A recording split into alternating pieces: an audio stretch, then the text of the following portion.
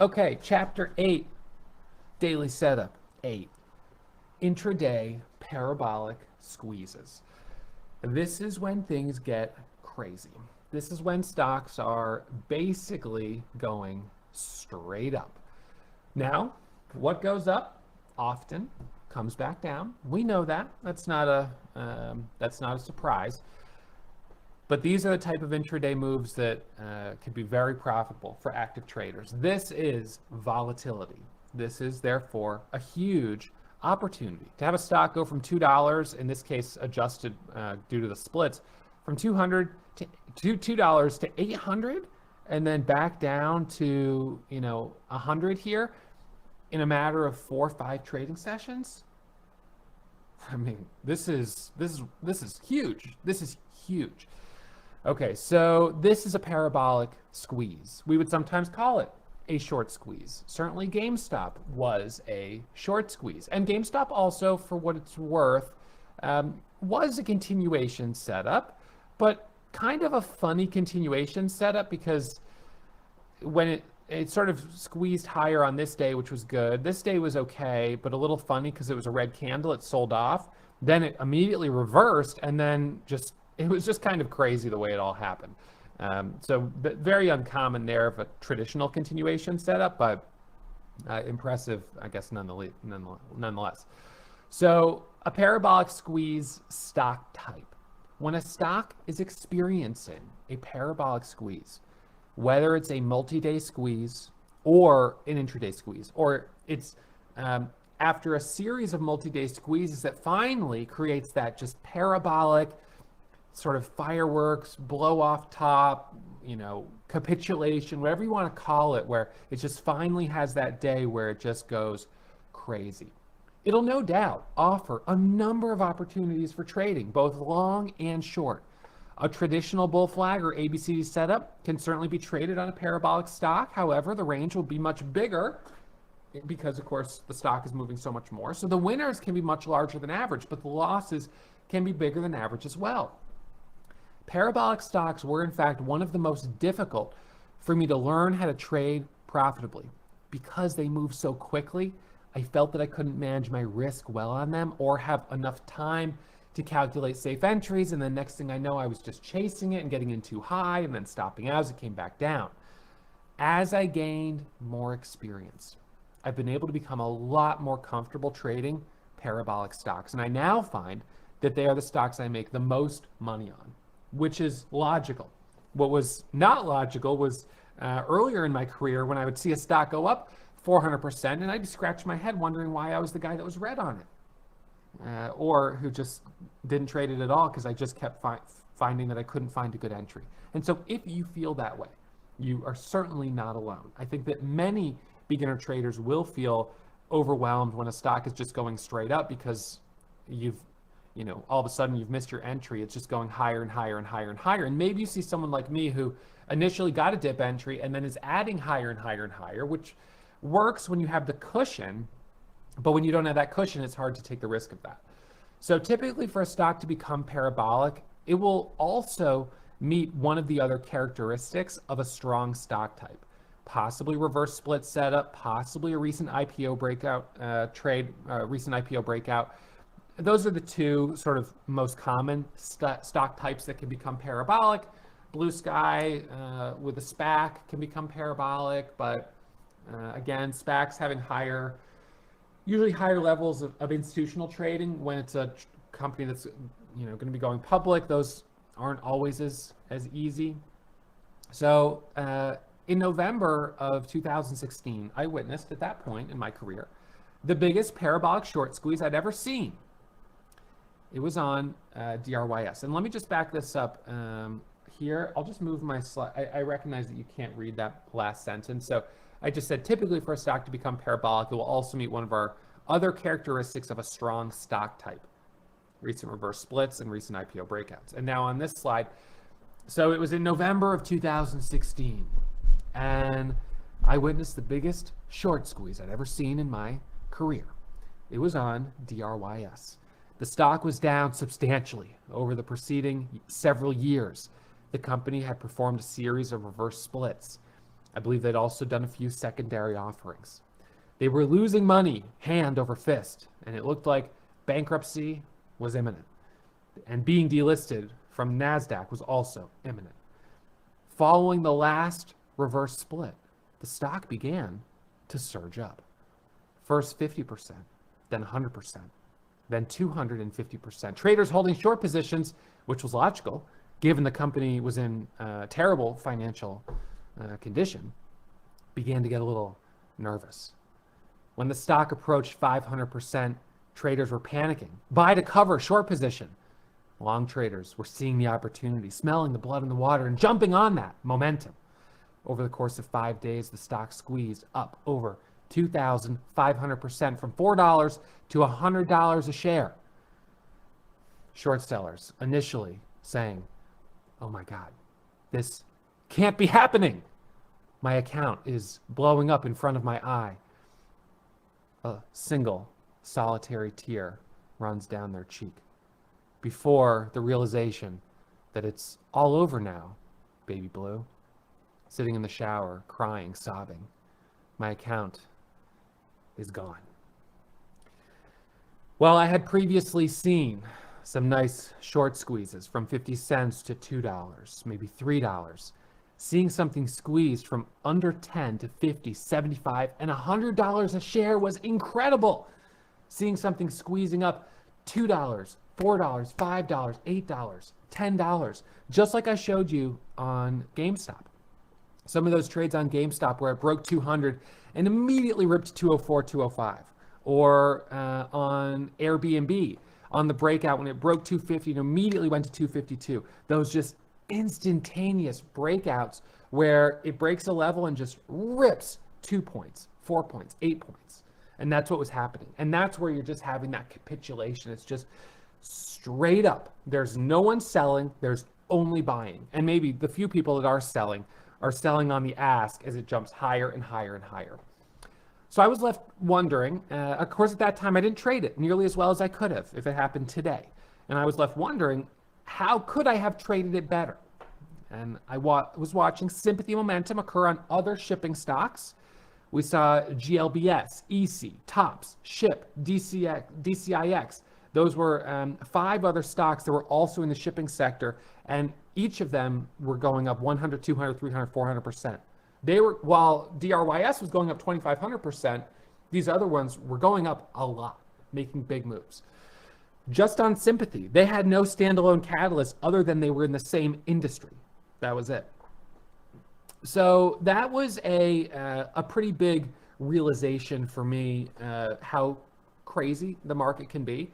You know, I never really got a taste for short selling. When I began trading using brokers like TD Ameritrade and E-Trade and Fidelity, you know, they don't have shares available to borrow of penny stocks and cheap stocks, generally speaking.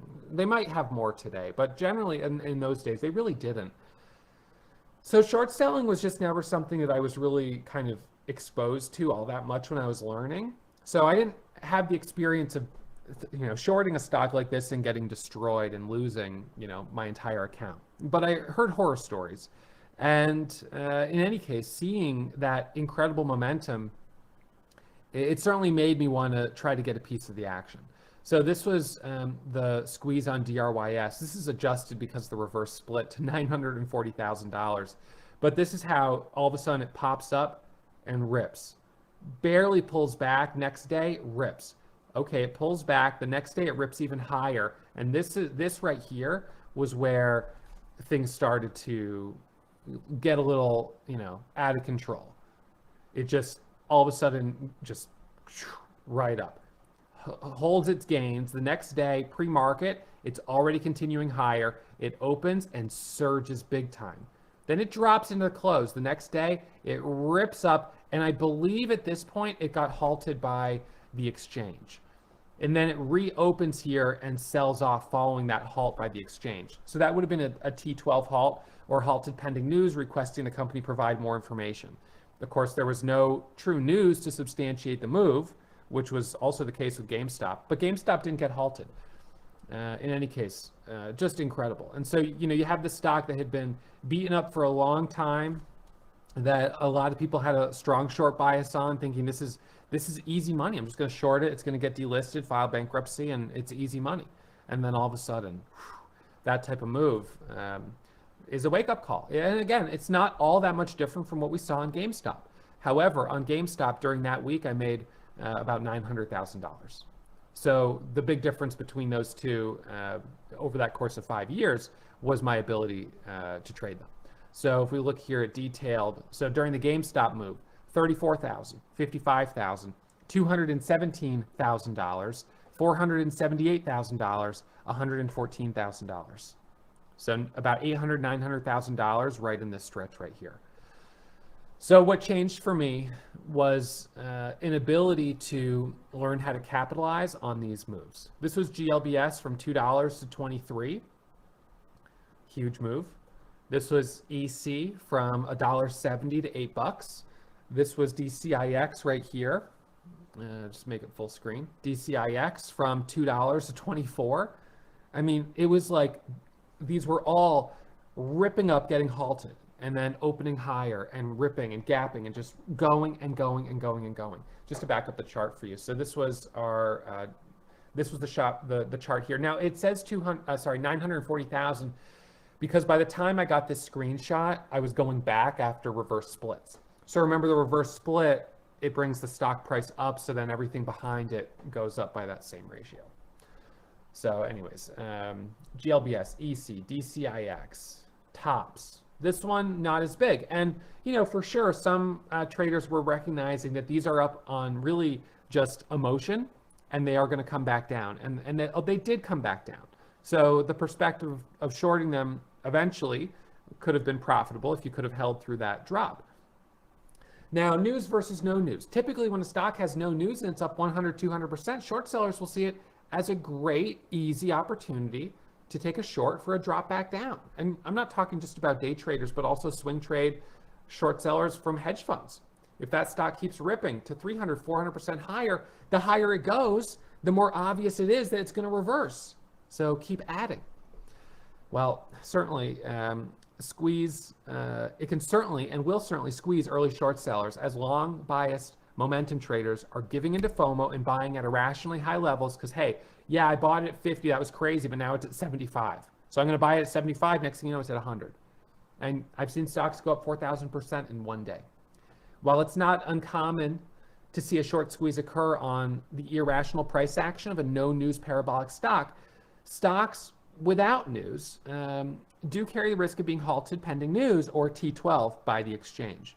And that can be a potential risk of a 50% drop. So that's a real risk, trading stocks with no news, especially as they get up higher and higher.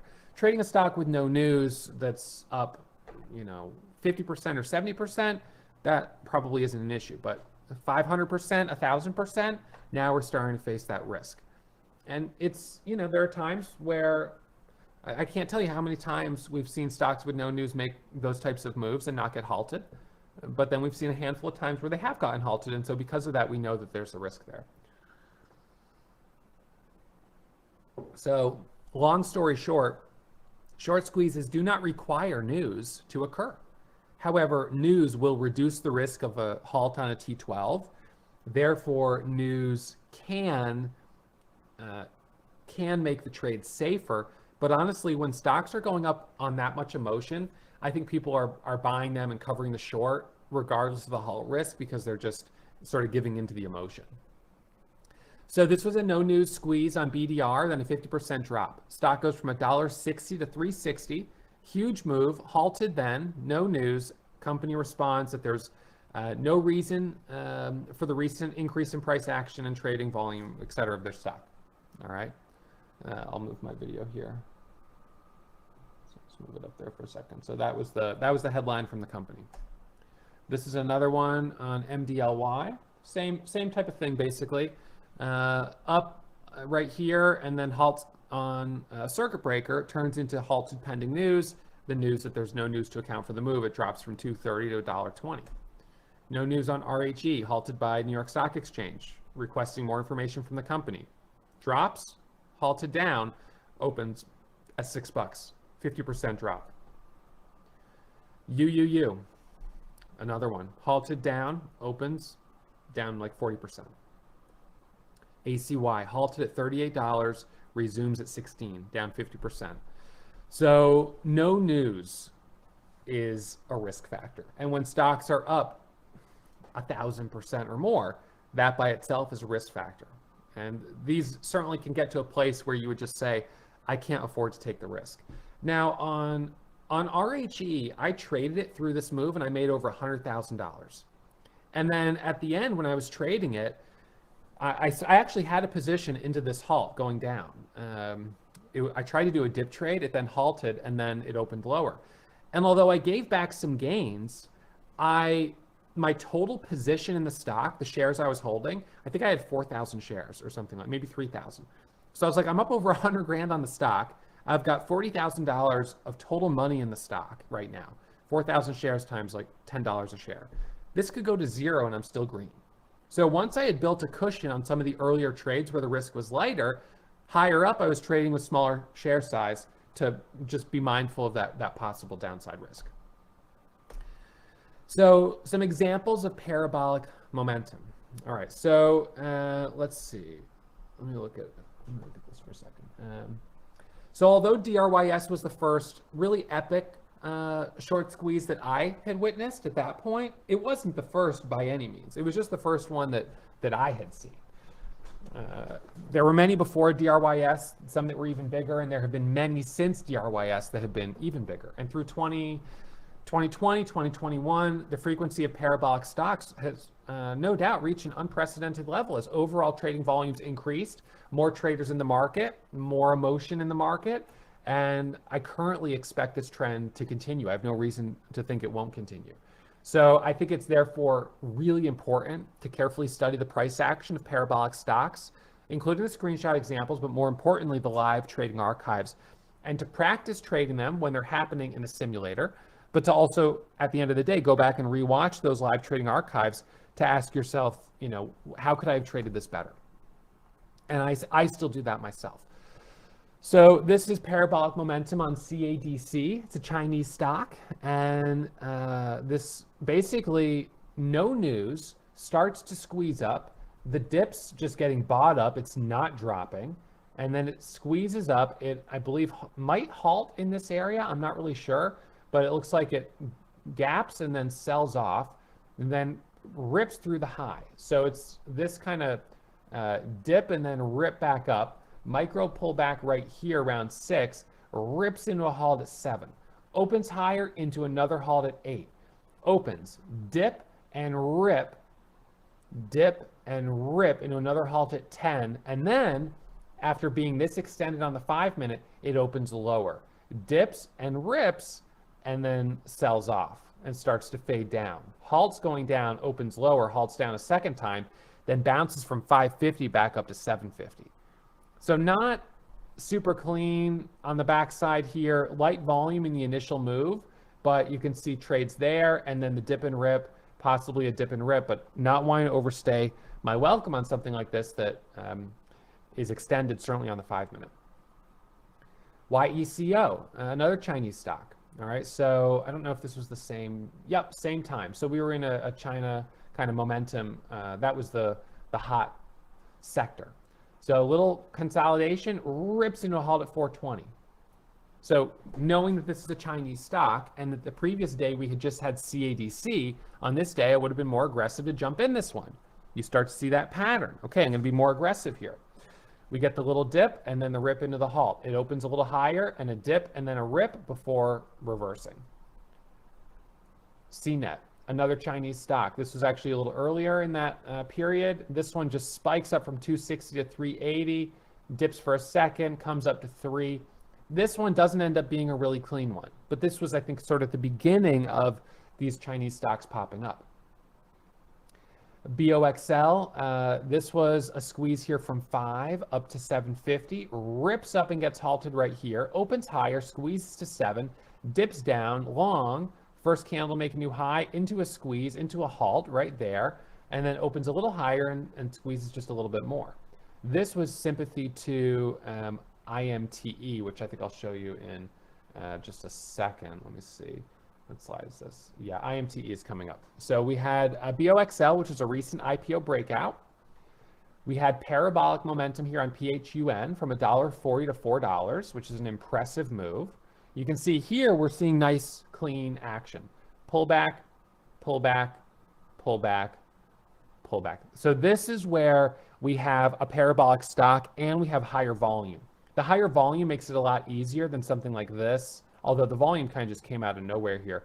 But maybe more like this. This is trickier. These ones are trickier. But this starts to become easier.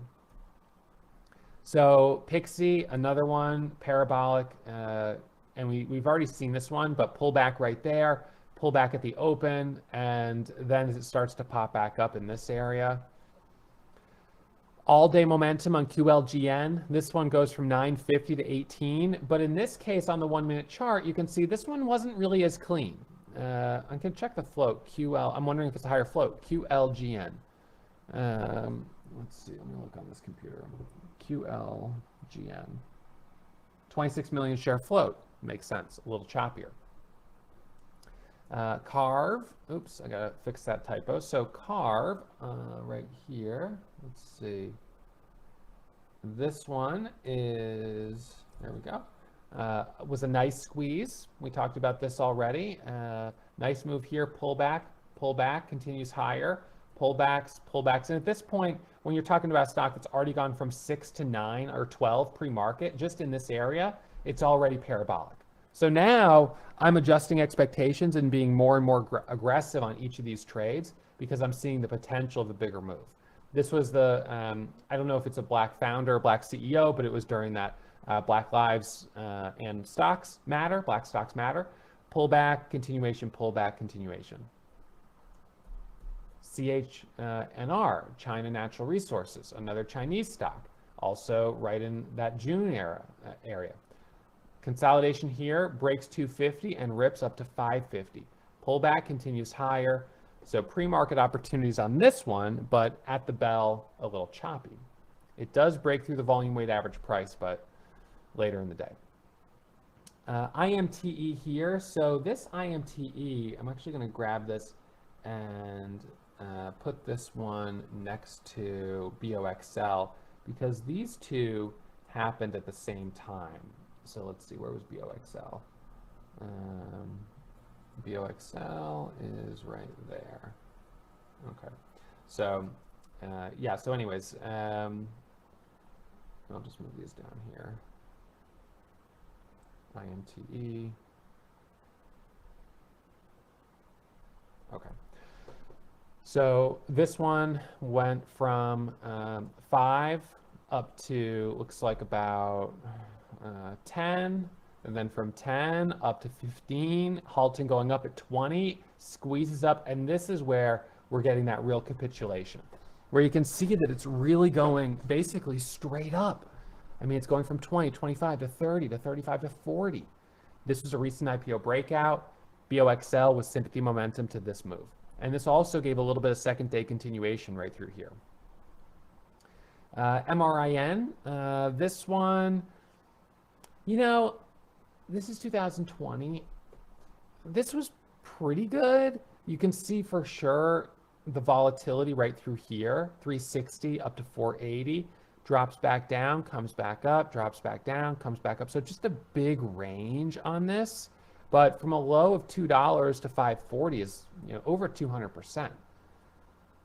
WEI, this one strong here, halting up, pulling back, then in the afternoon or late morning, ripping from $1.50 up to $4.50. Consolidation, a hard drop in the afternoon on a false breakout, sort of a bull trap. Then into the close, strong. Strong into the close, strong after hours, and look at that move. Right, so that's what we like to see. That's a really nice move, all the way up to 10 bucks. IMRN, another recent IPO. So first day of trading, second day, rips up here from 4 to 12. Strong but choppy at the open, sells off, breaking VWAP, then comes back above it here, pops up, pulls back, goes from 12 to 20. And then through the afternoon, it hits a high of almost $30. So again, you can apply the same first pullback, bull flag, flat top breakout, ABCD pattern. These are just stocks that have huge ranges. The live trading examples are going to add a little bit more context when we get into those in a second. I just want to go through a bunch of these screenshots first. JFIN from $4 to 30 bucks. Pre-market, you can see it goes from 6 up to 10, and then at the open from 10 up to 18. Halts going down, drops down, comes back up above VWAP, back below it. Afternoon goes from 10 to 12 to 14 to 16 to 18 to 20. Pulls back to 22, drops down, breaks through that area there from 22 up to $30 a share. Halts high, opens low, halts down, opens, rips right back up to the top. Now, we have already seen a live trading example of this particular one. If you recall, we had, I think, a dip trade here, and then another one on this bounce off the volume weighted average price right here. Parabolic gap and go, PEC, so strong pre-market. Into the open, it's kind of curling back up to the pre-market high of 650. At the bell, long for the break of 650. Squeezes here, halts going up, opens higher, halts up a second time. Opens higher, squeezes up a third time, and then starts to pull back. Halts going down and retraces that move. So yes, what goes up goes back down often, comes back down, but it's just how high will they go? And don't be too early on shorting them because some of these can go higher than you might expect. 300% intraday squeeze on COHN here from $5 to 20 bucks, $19. That's impressive. So this was one of those ones on light volume where it was halting up, then halting up again, halting up, halting up, halting down down a second time, then halting up, now halting up and gapping, halting and gapping. And so in this scenario, possibly a dip and a rip, possibly a dip and a rip, but those are risky because it's after the first and the second halts going up. So possibly the lowest risk one was a dip trade down here, as after the second halt going down, as soon as it started to reverse and come back up, stop at the low. But then in the afternoon, it did it again from 7 to 13. So just huge range on this stock. This was a little bit of a trickier one. COHN. All right, so again here, gap and go into two halts going up from 8 up to 12. Halts going up here, dip and then rip, dip and then rip, and then halts coming back down. This was PHUN, another day. We've seen this example already, but from $1 to $3, halted up once, twice, 3 times, 4, 5, 6, 7. Are you kidding me? 8. Then first halt coming back down, number 9. That set the record. That was the most I'd ever seen. Consecutive halts. Now we did get a little dip trade right in here as it kind of dipped for a second, went red before popping up. But yeah, that was crazy. Parabolic momentum on VVPR and a late day breakout. So here you can see strong pre-market consolidation breakout. So probably could have done some pre-market trades on it. Of course, the range already was big from 10 up to 15. At the open, a red to green move and a squeeze up to 19. Pulls back and then breaks back over the volume weighted average price here. Can't hold above it. First pull back above the VWAP, fails.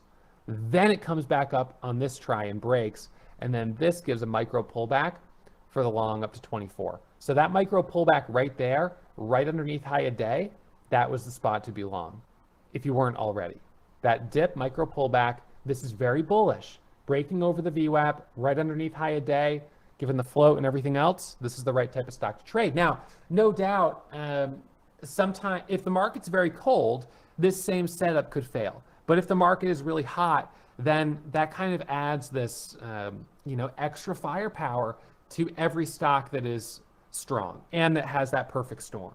So that's when we start to get to grand slam territory. Something that might in another market be a nice double or a triple, becomes not just a home run, but a grand slam when things are just kind of all lining up in its favor. SPI, so great momentum on this from $14, and look at this. It rips up here to 18, then it pulls back. Once you have a stock that's just made that type of move right there, even though we don't know what's coming ahead, it could reverse, The fact that it has already moved up this much during the day, this is what the beginning of what potentially a parabolic, truly parabolic squeeze can look like. So this is where I start to get aggressive. Buy the dip, looking now, okay, squeeze into a halt. Resumes, squeezes into a second halt. Opens low, dips down, dip, and then rip into another halt here. Dip, and then rip into another halt here. Dip, and then rip before halting coming down. You just don't want to be the one holding into the halt going down. So you've got to make sure you manage your risk and you take some off the table. But this stock went from $12 to $48. So this is where we were getting on some of this breakout right here, 34, rips to $36 in one 1 minute candle. That's 2 points. Then it goes from 36 to 38 into 40 into 42. So right there, it rips $6 a share in 2 minutes. That's huge. Now, with 6,000 shares, that could be a huge trade. You're talking about tens of thousands of dollars.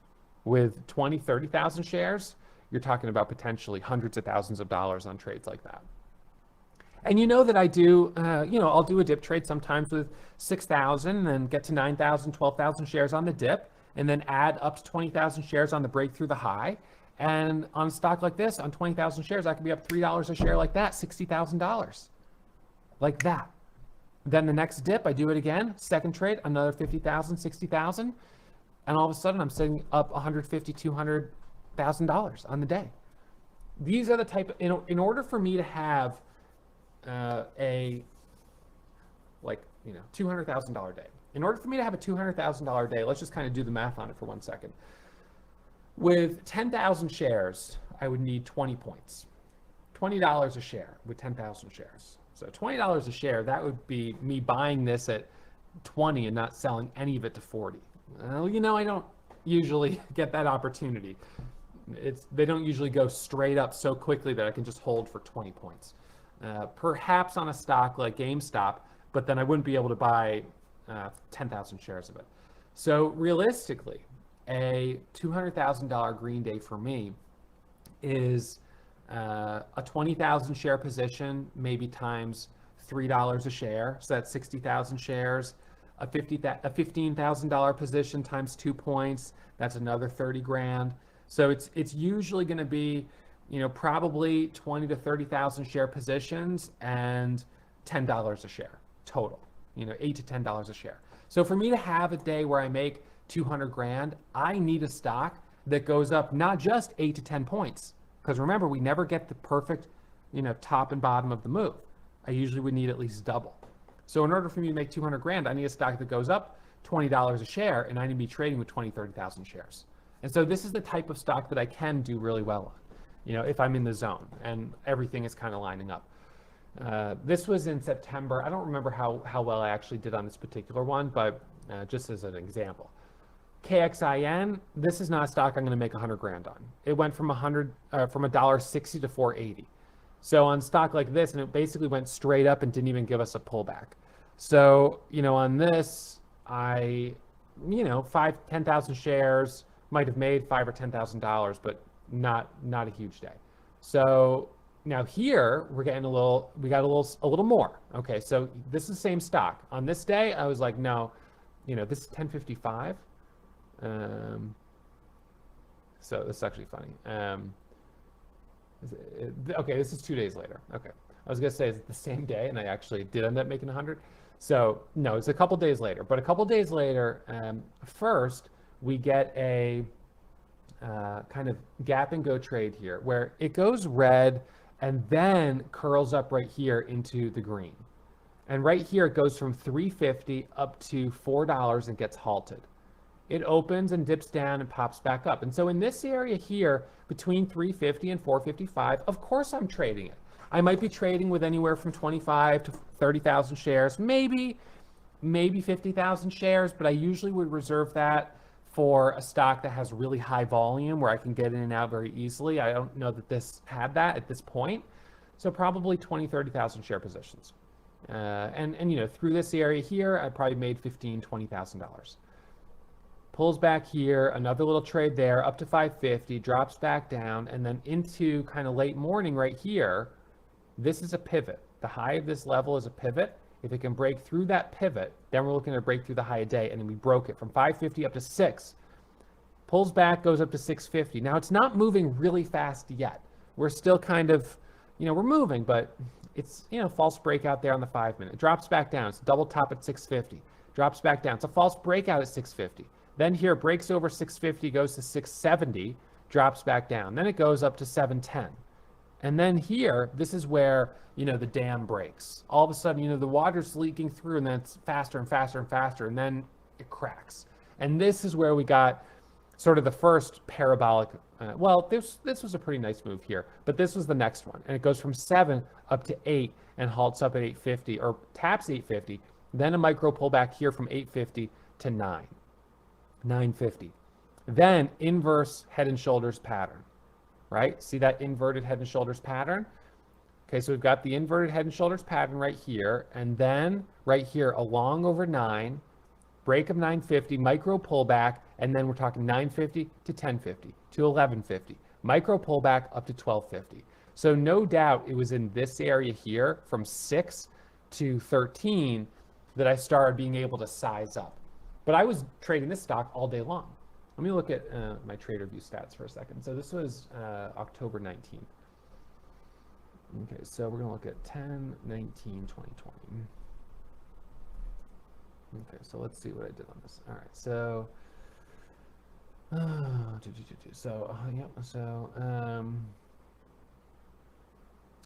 yep. So copy this for a second. So this was the P&L. That was my equity. That was my P&L curve on the day. So this doesn't line up like perfectly with the chart, obviously, but I stopped trading at 11. Last trade was about 11:45. This peaked right here at 11:30. So I was done, in this area.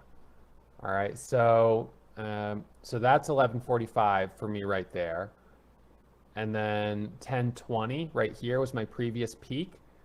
So that was kind of right in here. So by 10:20, right in this area, 10:30, I was crossing over $50,000 on the day, which is pretty good. I started 855, so I started pre-market. I made 10 grand.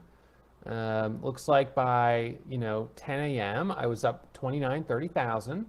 So by this area here, I was crossing that $30,000 spot, and then through 10:30, through buying some dips, and I guess through this area, I got myself up into the 40s, up over 50, and then dropped from 50 down to 40, lost 10, made back half, lost it again, and then on one trade went from 40 to 80, but then back down to 55.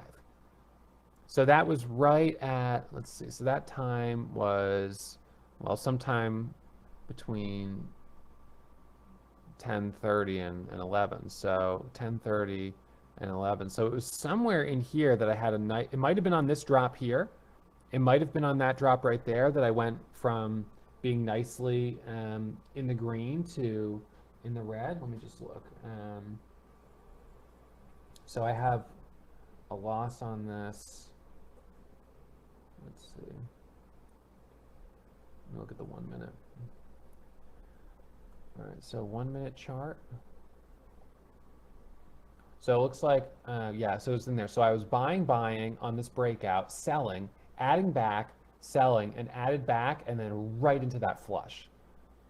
So on that trade, I lost $16,000. So gave back a little bit on that drop right there, which was a bummer. And then it looks like my best trade on it, let's see. It actually looks like my best trade of the day was at 954, right in this area. That's interesting. Let me just look at the chart on that.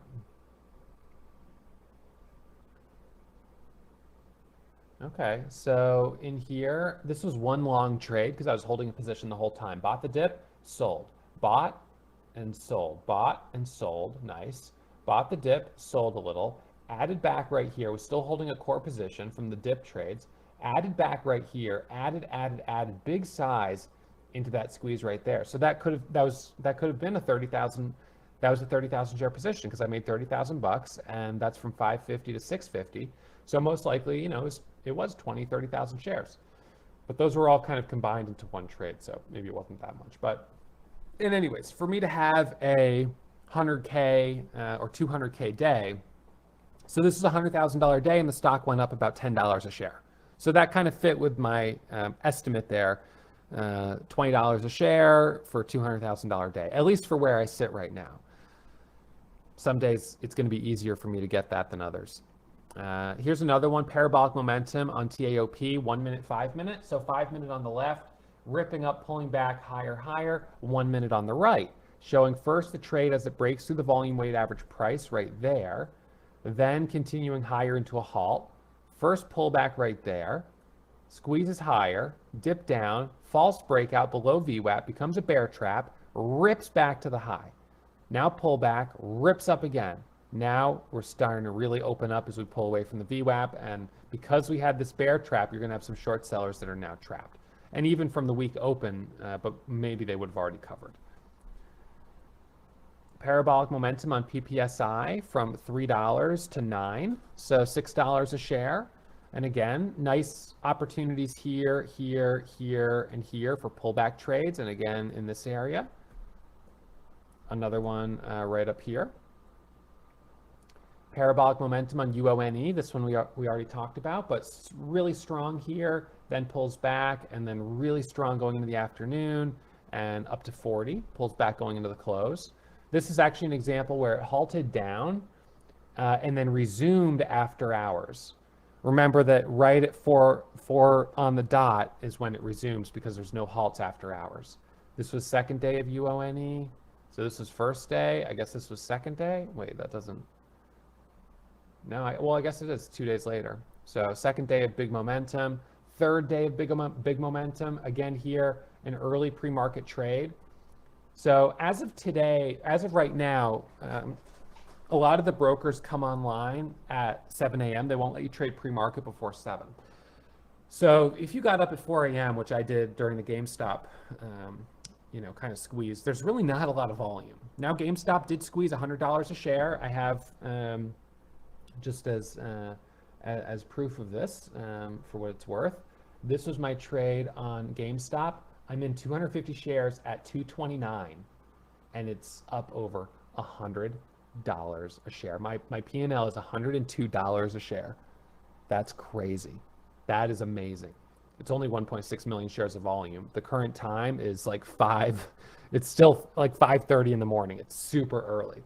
I don't remember if that was the day that I think this was the day that I hit, 475 was my ending total. But anyways, so GameStop, I did pretty well on. And yeah, so anyways, at 7 a.m., you'll see more volume start to pick up as we get traders on Robinhood and all the other brokers that are able to start trading. So at this point, I would rarely trade early unless there was something like GameStop happening again. Parabolic momentum on EQ here. So big move on this. You can see from 8 up to 30. So that's a nice 20-point move, but a little higher priced. 20-point move on a higher priced stock can be harder to capture big gains on just because higher price means bigger spreads, and 30,000 shares of a $20 stock is 600 grand in the trade. That's starting to get to be a lot of money on the table, and I don't always feel comfortable taking that level of risk. Kodak, okay, this was a short squeeze, and I heard through the grapevine about traders who lost hundreds of thousands, even millions of dollars shorting this, who got stubborn, who said this has no business being up this high. And all of a sudden you get the break at 25, ripped 27, halted. Opens, rip to 30, halted. Dip, rip up to 34, halted. Rip up to 42, halted. Now, I trade with 30,000 shares. So if you're short with 30,000 shares, I don't know where exactly, but let's say you got short in this area and you're looking for it to break the VWAP. You're short 30,000 shares at $20. When it hits 30, you're down 300 grand. And this is the thing about short selling that I struggle with. This is why I don't like to short sell, because if I short it right here and it squeezes up, then the reversal is going to be even better. So I don't want to get out because the short setup is only getting stronger the higher it goes.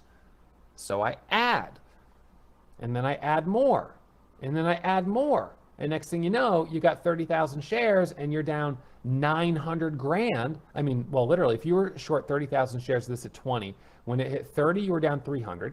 When it hit 40, you were down 600. When it hit 50, you were down 900. When it hit 60, you were down $1.2 million on a 30,000 share position. Now, a 30,000 share position for me, typically of a, $8 to $10 stock, yes, I am putting, $200,000 to $300,000 of capital at work there. And if we're trading a stock with no news, my downside could be 50%.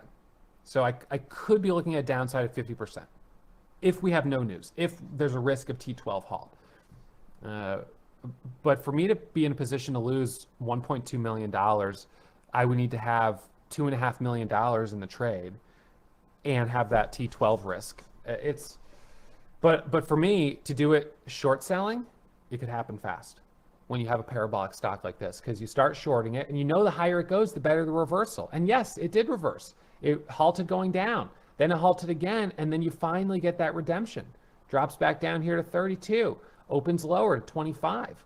That's more than 50%. So it's not that you don't necessarily have the right idea, but it's how far against you can you afford to let it go? And because I am not able to be disciplined at cutting my losses, because as it goes higher, I just keep telling myself it's a better short. Because, it is technically. So that's what makes me not want to bail out. And then the worst thing you could do is say, all right, forget it. I'm finally, all right, I'm covering, I'm out. This is what I would do. I'm out right here. Okay, I'm done. And then I go long. And then I'm long right up here. I flip. I cut the short, I flip long, and now I'm long at the top and I lose both short and long. And that's when things really get crazy. Duo, this one from $20 to 130, right? How high can it go? You think it's high at 50? Here's one that went to 130. It kept going. Here's one that went to 96. Real fast, from 36 to 84. The next day, from 40 to 96 through circuit breaker halts.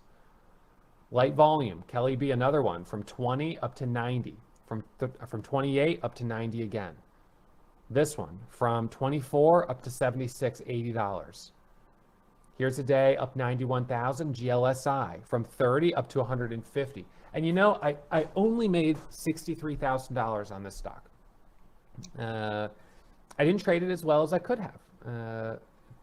Today maybe I would be able to trade it better, but for whatever reason on this day, maybe partly because by the time it really started to open up, it was expensive, $47.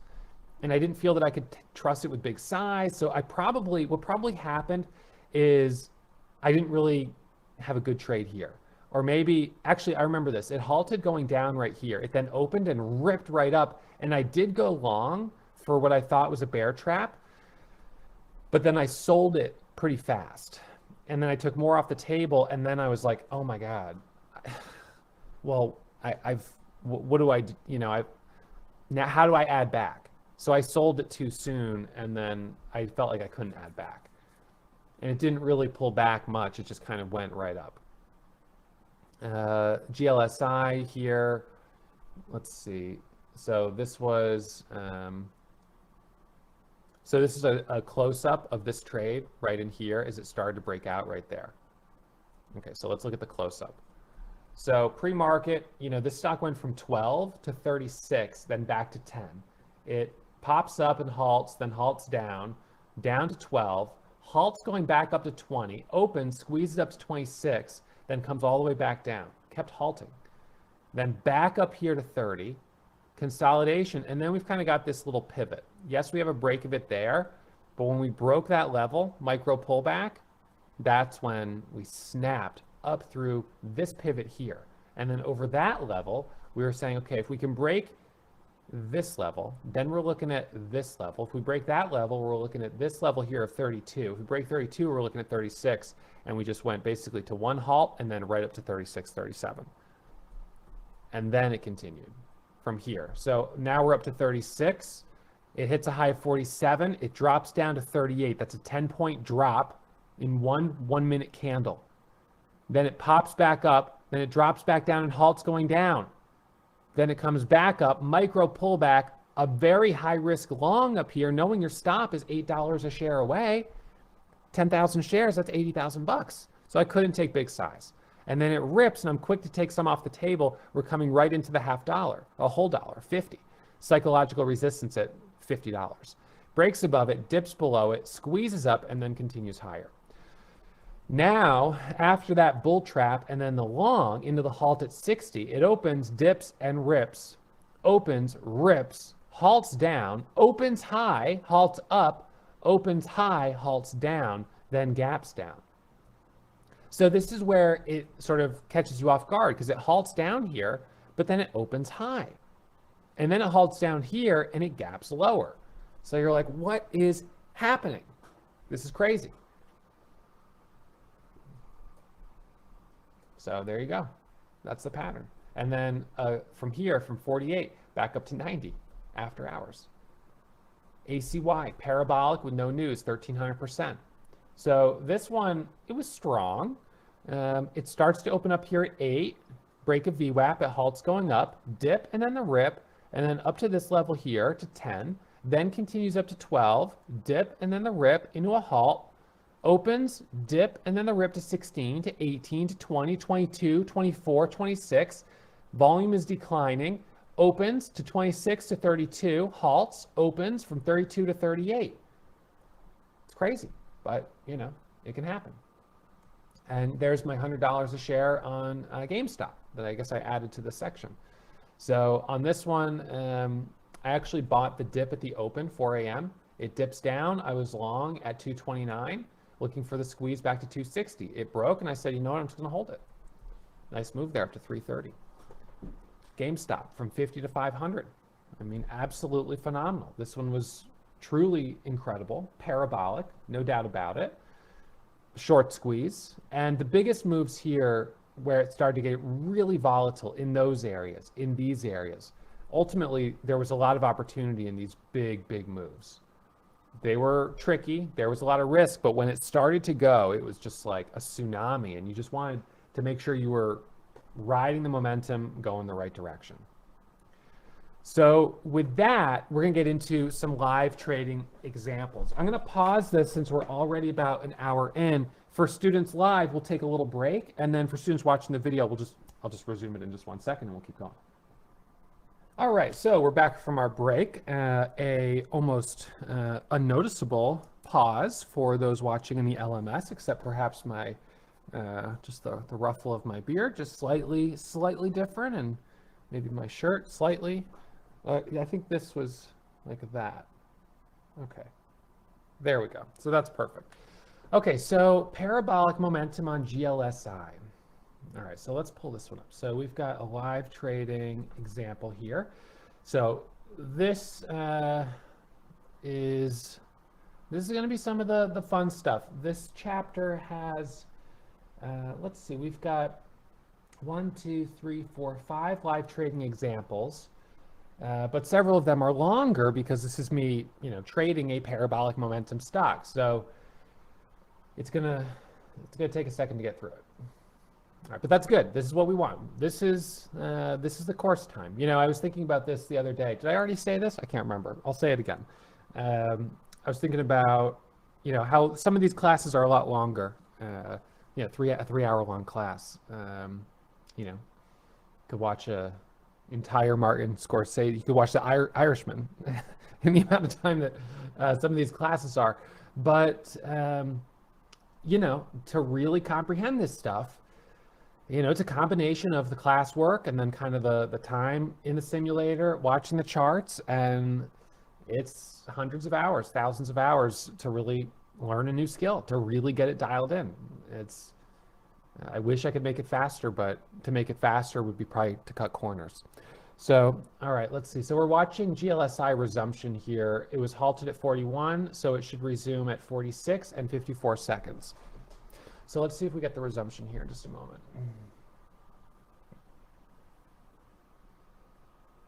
All right, so there's 54. So we've got 10 seconds to resumption.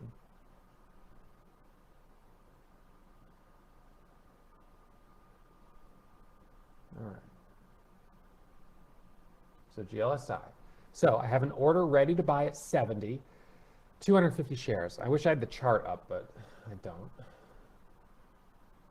Hands on the buy button, looking for dip and then rip, or instant rip and then small size long into it.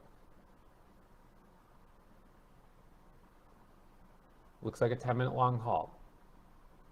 Now showing a resumption at 70, up 1,000%.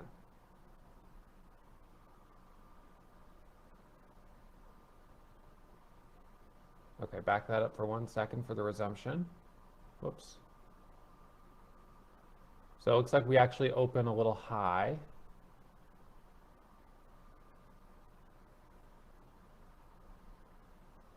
Okay, we've got 4 seconds to resumption, showing back, well, back to 67, 68. Okay, watching. There we go. 65 by 68.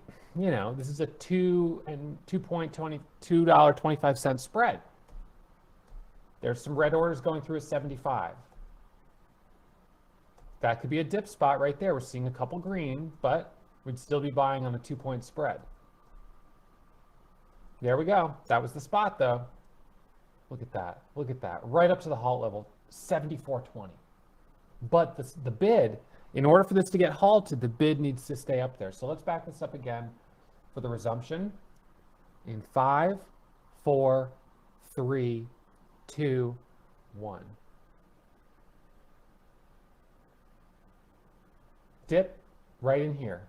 Right when I see those greens, that's where I would do the dip. And again, I'm not saying that it's not risky, because it is, because the stock's extended, but that's the place I would look for the dip. Stop therefore would be about 65, the low of the pullback. So small size would be correct, the right approach. Halt level going down is 60.71. So we're not super close to the halt going down. I wish I had my chart on this, but all right, so there's 74. And if I was in there, I would have taken a little off, probably going into the halt, because hey, that's, you know, let's be honest, a couple dollars a share. Halt level 74.20. Does the halt level move up? Or could I do another dip? That's why you take some off the table. Back down to 64.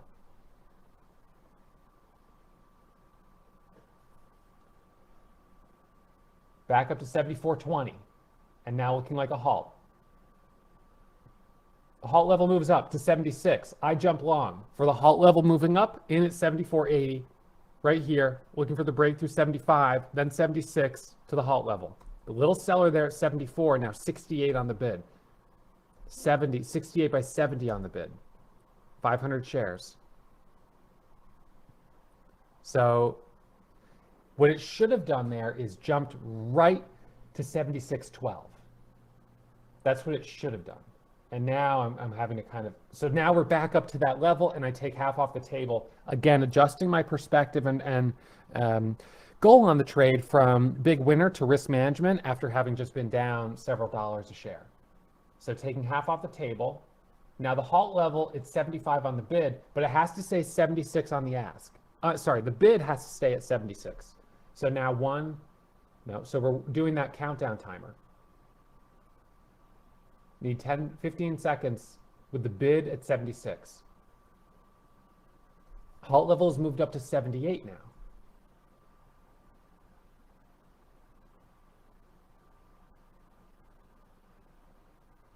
Watching. There you go. Can it break 76.12? There you go, 77. Nice. Very nice. So this is, like I said, this is why I'm not making a lot of money on this, relatively speaking.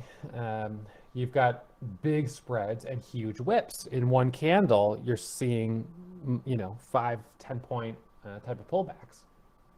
So holding 125 shares at 74.46. Watching if the halt level jumps up for another buy, another long. Halt level actually, well, so now that's getting stacked up. That looks like we are going to halt. But remember, that halt level seems to adjust every 30 seconds or so, but it does go ahead and halt. So now we're on another halt. We'll fast forward this. We're showing a $94 resumption right now, $93.94. So it halted up at 79, and we're showing a 12-point jump on the resumption. Wow. Okay, well, let's see where it actually opens. So we're already on a 10-minute long halt. And oops, no, let's back this up. Let's back this up. My goodness. Okay, so it did resume and it squeezed higher. So watch, let's back this up here. Okay, so we're showing a $90 resumption. Oop, let me back that up 1 second. Okay. All right, so we're going to resume in about 20 seconds. All right, so we're showing $93 right now on the resumption on GLSI. I'm in at 74.46, and this is definitely one of those moments where it's like regret, because I want to add, but how do I add when it's gapping up this much? Even a dip and a rip, it could halt going down, and so I've just kind of not done the best I could to get the most out of it. Resumption in 3, 2, 1. We're showing $91 right now, which is up 1,425%. Now, this stock had news. There was news on it. It was a good headline. So I'm not worried really about T12. Orders at 95, 250 shares. There's 85 by 90, dip, and then look for the rip. You're already seeing some green right there. That's the beginning. Halt down is 81.88. That's pretty close. Right there. Long for the breakthrough 100. Added at 92, 98, 93. Now over 95. Next possible add. Added right. I tried to add there 1,000 shares. I didn't get filled. So I pressed Shift 1 to try to buy 1,000 shares. I didn't get filled. And this isn't the perfect dip. I got in this a little on the higher side. So let's watch it again on the resumption. I know it's kind of hard to be trading this without any charts or looking at it without the charts, but obviously it was a big mover. I think I can pull up the charts here. So let's go GLSI. So let's see.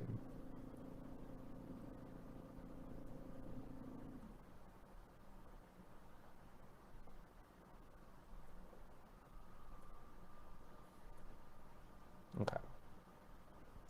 So this is our context here. So the trade began with the halt right here, right there. So we got the resumption, the dip, and then the rip, right, up to 79.39. And then it opens high, squeezes up to 104. Okay, so let's watch the price action. So in any case, we know it's at all-time highs right now. It's at all-time highs right now. That's all we really need to know. $100, possibly the next psychological resistance point. There's 88. But, you know, it could halt going down. The first halt going down will gap big. So you always want to be careful buying into these dips. Because then if someone out there market orders, you know, 50,000 shares or 100,000 shares or something like that, that one huge order by itself could flush it down, and then that starts the panic. So I would never want to be holding big size. So I add as it's curling up, dip, rip through 95. I press Shift 1 right here. I don't get filled. I cancel the order. I'm looking for the breakthrough 100. There's 98.48, 99, 99.20, 99.20 on the ask, adding right there 1,000 shares for the breakthrough 100. $100.08. The problem is that halt level is darn close. And I actually, funny enough, I didn't even realize it was there. Even looking at it, I just didn't notice it was right there at 108 cents. So I take the long for the break over 100, but it does. Oh, let's back that up. Okay. So let's watch this. So we get the dip, and then the rip. So I look for the long. Add right there. Hotkey shift 1 for the break of 95, 96, looking for the break of 100. The first order doesn't fill. I cancel it, and then I press it again at 99, 20 or whatever it is, right around here. I'll press it. Gets me up to 1,400 shares, long at 99, and then into the halt, I got taking that off the table. Because of course, oh, well, I just added 1,000 shares at 99.20. Yes, that's $1,000, but now my average is 95.76. And just like that, the halt level jumps up. It jumps up. So now, is this a long right here at 101.08? That'd be kind of risky. I tried to buy 101.08. I filled 4 shares. Had I filled the whole thing, that would have been an immediate $3,000. I actually put 2 orders out. And so this is a stock where one of the things that I would need to adjust would be the slippage on my hotkey. Buy 1,000 shares, which might have been set at like 10 cents. I need to allow more slippage, 25 cents, maybe even 50 cents on a stock like this. Now, it's getting near the top of the move, so I don't think I do that, but taking a little more off the table at 104.51. And here we're going to halt. Then we're showing 165, 180, resumption. For real? That's crazy. Could it really open that high? 200. I don't know, maybe it could. All right, so waiting for resumption, trade there on something else. So we're still halted. We've been halted now for like 15 minutes. We're showing 110. Nope, sorry, back up. So 104.55. Let's see.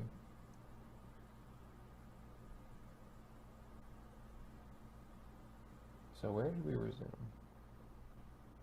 Okay. Oh boy. All right, so we're looking for the resumption here, which should be in about 10 seconds. 5, 4, 3, 2, 1. Watching for a long. And what happens here?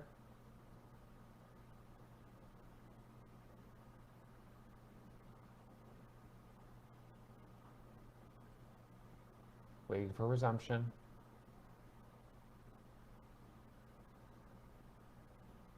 Should have resumed.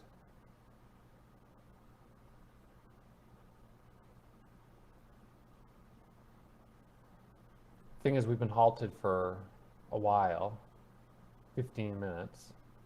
So no resumption yet.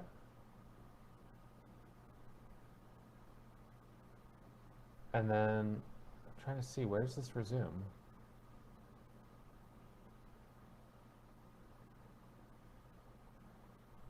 So it resumes at an odd time there.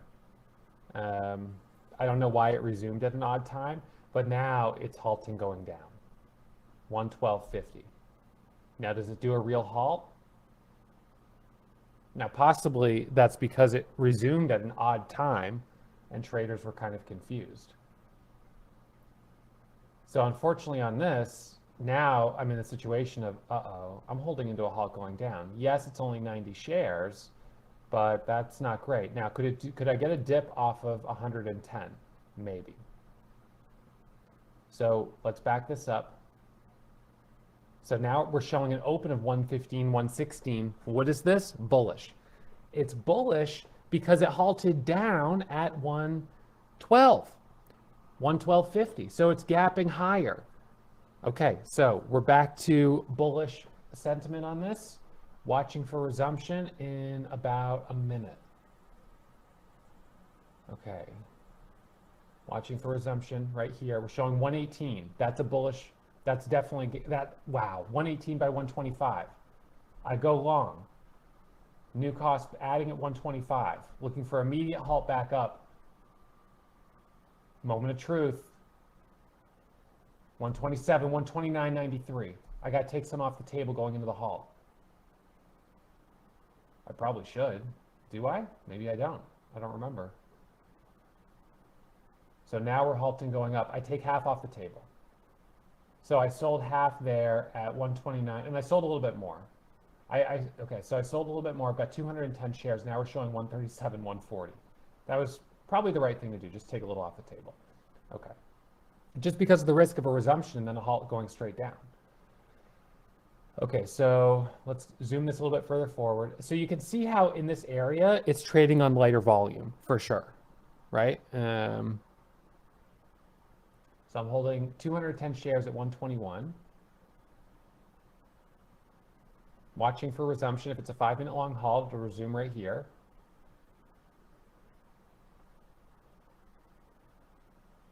No resumption yet. But of course, a couple of them have been at odd times. Still halted. Another trade on GovX, which is up 91%. Oops. All right, so back that up just a smidge.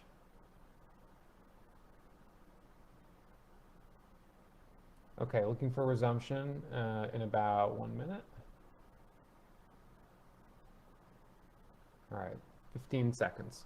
So we're showing a 144 resumption. The last print was 129.93. So another 15-point gap up. Okay, orders at 148, looking for the breakthrough, 150 bucks. Continued short squeeze. Up 2,399%. Okay, watching here, 38 by 43, big spreads. That's why I'm trading with smaller size. I go long right there for the breakthrough 150. It breaks 150, 152, 158. 158. When you have an 8-point spread like that, that's that capitulation. It's a squeeze through. The right thing to do here is for sure to put shares on the ask. So I should put shares on the ask right here, and I do. 2-cent offset, only 2 cents below, but 158.07. And I get a partial fill. I'm getting a little bit filled. Getting a little bit more. And I mean, that's impressive. 158.07, taking more off the table into the halt. Now the bid, whoa, what just happened? Did this just drop almost 20 points on the bid? Yeah, it did. And now, okay, so there's a big bid right there, 12,000 shares. All things considered, that's a big bid for this stock, and it's getting sold into. I got to cut it loose. Halt level down to 29.33, and it's rapidly approaching that level. I better hit the bid. Yeah, I'm going to lose 1,200 bucks, but I better hit the bid. I didn't hit the bid fast enough. Hit it. Hit that bid. So my sell is 130.94. And it doesn't fill. What's going on? 130.94, I'm trying to sell. It looks like on the ask, I should be hitting the bid. And now I'm stuck with one share. All right. So I did get a fill. I tried to get out on the ask instead of hit the bid. And now we're showing a $91 resumption. It's 2:37 in the afternoon. Okay, so now we're going to be halted probably for a while. Showing a $100 resumption. Showing a 42. Oh, so it resumed for a second there and went right into another halt down. You can see here, this is the chart, finally updated it. So it resumed, it popped for just a split second, and then right into another halt going down. So the problem with this is that, you know, I could have put a sell order out at like 80 bucks or something like that, and just, you know, try to get filled right on the resumption, but it's going to resume and it immediately is halt down. There's just no time to get out. It pops for a second, maybe a little bit of short covering. Maybe a couple people are covering some of the position, but realistically, even if you were short, you wouldn't probably want to cover. Yes, you don't want to get caught in a halt up, but it looks like it's going down again, and it does. Now we're showing a resumption of $29. For real? From 150 to 29? It's kind of scary. That's insane. That's a crazy move. So this one, you know, parabolic momentum, it can be wild. And let's see, fast forward a little bit more. So a couple other stocks here.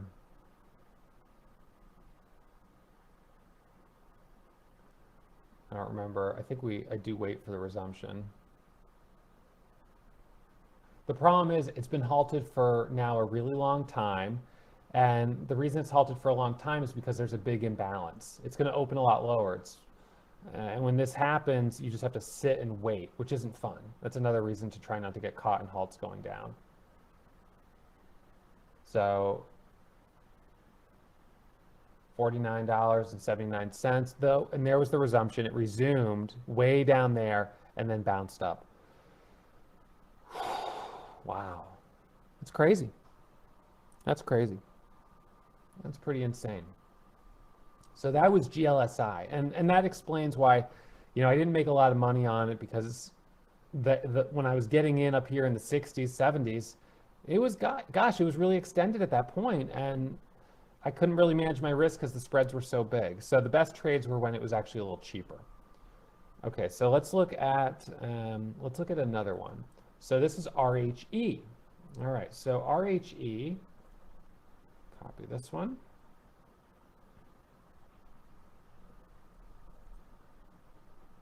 Okay, so on RHE, I've already made 81,000 on ACY, as you can see right here, up 81,000 on that one. ACY has gotten halted, and my last exit, I sold it at 26. It ended up going up to 38, and I was a little annoyed. I left some money on the table, but I switched gears pretty quickly. So I switched gears to RHE.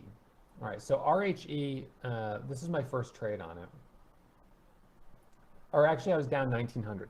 So this was the chart on RHE. It had gone from $2 and halted up. It resumed and went up to, just under 3, micro pullback, squeezed up higher, opened high, and I think I traded it in this area and lost. I was trying to do like a dip, and then it went lower and I lost. So it sells off. Then it comes back up and halts going up at 93. Then it opens 450, and we're looking right here for a possible trade. This is the level 2 on it right down here. Right down here. So I go long 9,000 shares at 492. That's to anticipate the break of the upcoming whole dollar. So long for the break of 5.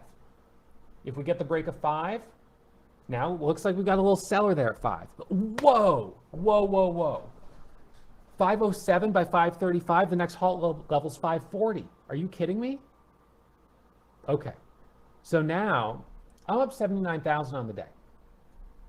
This thing is clearly strong, super strong. 540, 541. So I take some off the table into that halt level. The halt level jumps up to 72. I go in here, it looks like I changed my share size. I don't remember exactly. I'm changing it to restrict to max of 30,000 shares. I'm trying to restrict myself a little bit. So I take some off the table. It puts me from red 1,900 to green 1,700. I'm still holding 1,100 shares into a halt going up at 1442. So resumption will be around 19. All right, so we've got about 5 seconds to resumption here. Now, this is an Amex stock. So Amex doesn't show us the resumption price. So all we see is just blank. So we don't really know whether it's gapping up or gapping down on an Amex stock. So I put my order at 630. It was halted at 571. I don't really know. I mean, I'm just kind of putting it up there. These are daily levels that I drew based on my analysis of gaps and windows on the daily chart. Okay, so watching resumption, it's still halted. So looks like a 10-minute long halt.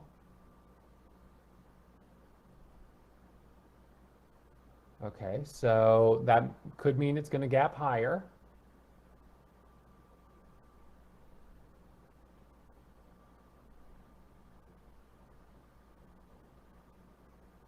So 14 to 24 to 29, so 15-minute long halt. Oops, back that up. So what happened? Where did we resume here? Oh, we resumed at 29. Okay. So 29.42. So watching resumption.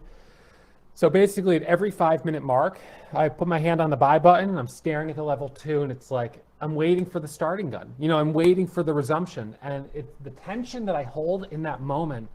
I'm sitting here staring at the level 2. My hands are on the keyboard. My mouse is on the buy button. My thumb is on the mouse button, right? So I'm like really dialed in here, ready to go like that. Just ready to, jump right in, okay? So I'm getting super dialed in here. Moment of tension right now. Wait, it's 5 seconds. It hasn't resumed. Is it going to resume? Still staring. Watching. There it goes. Okay, 670 on the ask. Dip, rip. Immediately long. Buying for the break of 7. 7, and it surges through that $0.50. Surges through the whole dollar. Right through 7 up to 742. I'm not even going to sell here. I'm going to add for the break of 750 and a move up to 8. Watch here. Dip. Okay, so that's volatility for sure. But watch this. 630 on the bid, 642. Look for the first dip to get bought up and a pop back through the high. Adding right there. Now looking for the squeeze through 750. So we did tap that $0.50. I'm holding 15,081. There's 38 adding. Looking for the break through 750. Holding at 699, 23,000. Right now, this is a tough spot right here because we definitely have this clear consolidation, but it's such a big range. I mean, it was 730, then it dropped to 640, then popped back up. I really don't like that. This is after a halt. It is top heavy, and I'm in with a pretty big position here, considering I'm break even. There's 35, so now we're starting to curl up. If we see 38, 39, 40, 45, 48, watch. There's 36. There, look at that. See how it rips through that level. It rips through that level. Now we've got 86. 12,000 share seller at 8. Let's back that up. So we'll back up the halt resumption. We'll go all the way back to the beginning. Okay, so basically this is a brand new trade. I'm still holding 1,000 shares, but basically this is a new trade and I buy immediately. I have an order at 40, which doesn't fill. And then I press the shift hotkey. So I'm buying shift 1, or actually shift 2, 2,000 shares at 87, 84. Adding more at 75. There's the quick rip up to 717, 718. And I'm thinking 747, this is going to rip right through that level. I'm surprised I didn't add right here at 747, but I guess it was good. It drops down to 86. I'm in at 57, 9,000 shares. Now it drops down to 30, but good news, we have a 40,000 share bid. So that's good. 70. So now we have this bigger dip. If it gets back over 7, that's definitely good. So I add right there for the pop back over 7 using the hotkeys. Green on the tape. Now back to 747, but a big spread, 47 cents. It doesn't break it. It drops back down again to 650. Now I'm down 7,000. There's 37 on the bid. There's 58. Now it could fill the gap back down here to 578, the low or the high before the halt. So then I add right there, looking for this right in that moment to curl through 750, and it doesn't. It pulls back again. Uh-oh. So now I'm in with pretty big size. There's back to 21 on the ask.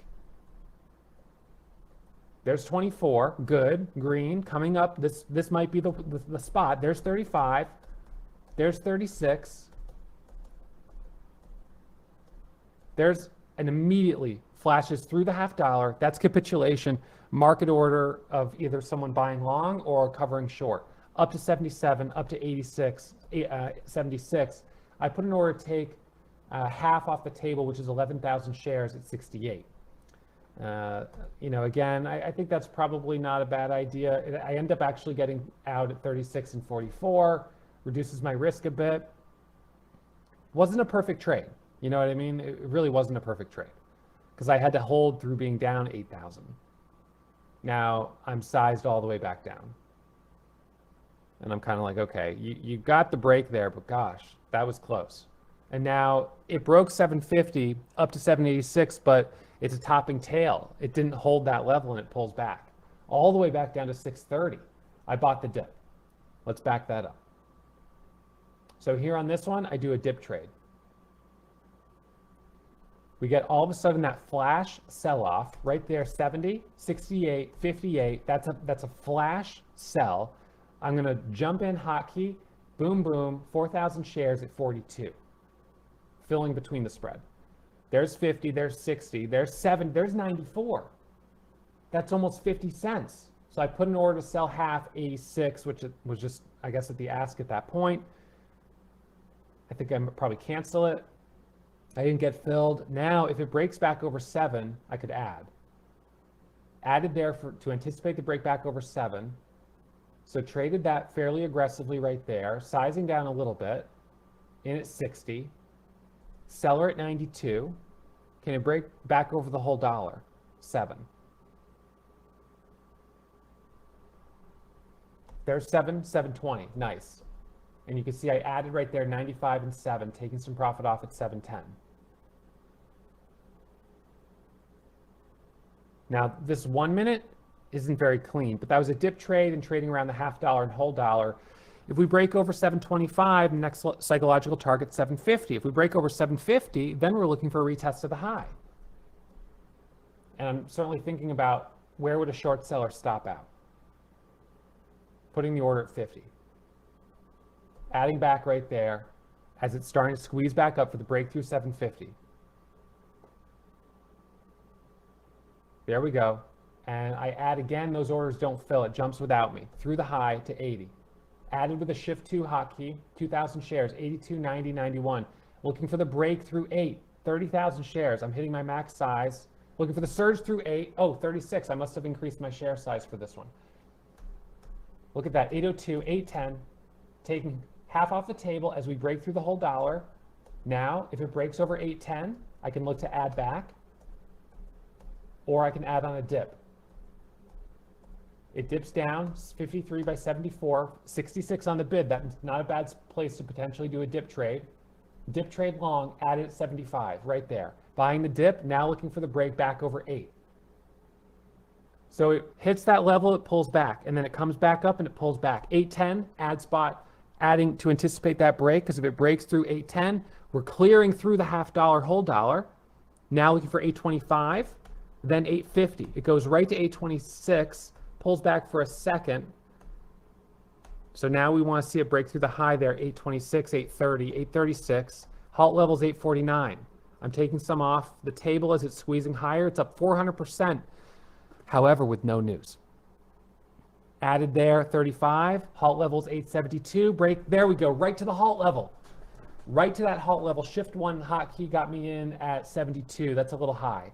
I did not mean to be adding right at the halt level, I was trying to add for the break of the half dollar. So I want to take those shares back off the table, even though it's a little bit of a loss, because the risk doesn't work to be along 6,000 shares right at the halt level for me. So I'm probably going to sell some of this into the halt here. Maybe not. Let's see. So holding 15,000 shares at 37, and I sell half before the halt. Now I'm going to look for resumption. Resumption, I can always add back, but if it resumes lower, risk, right? So if it resumes lower. So I took some off the table. Now I'm going to look to add back. So halt was 04 again, 49. So we'll look for 09 resumption.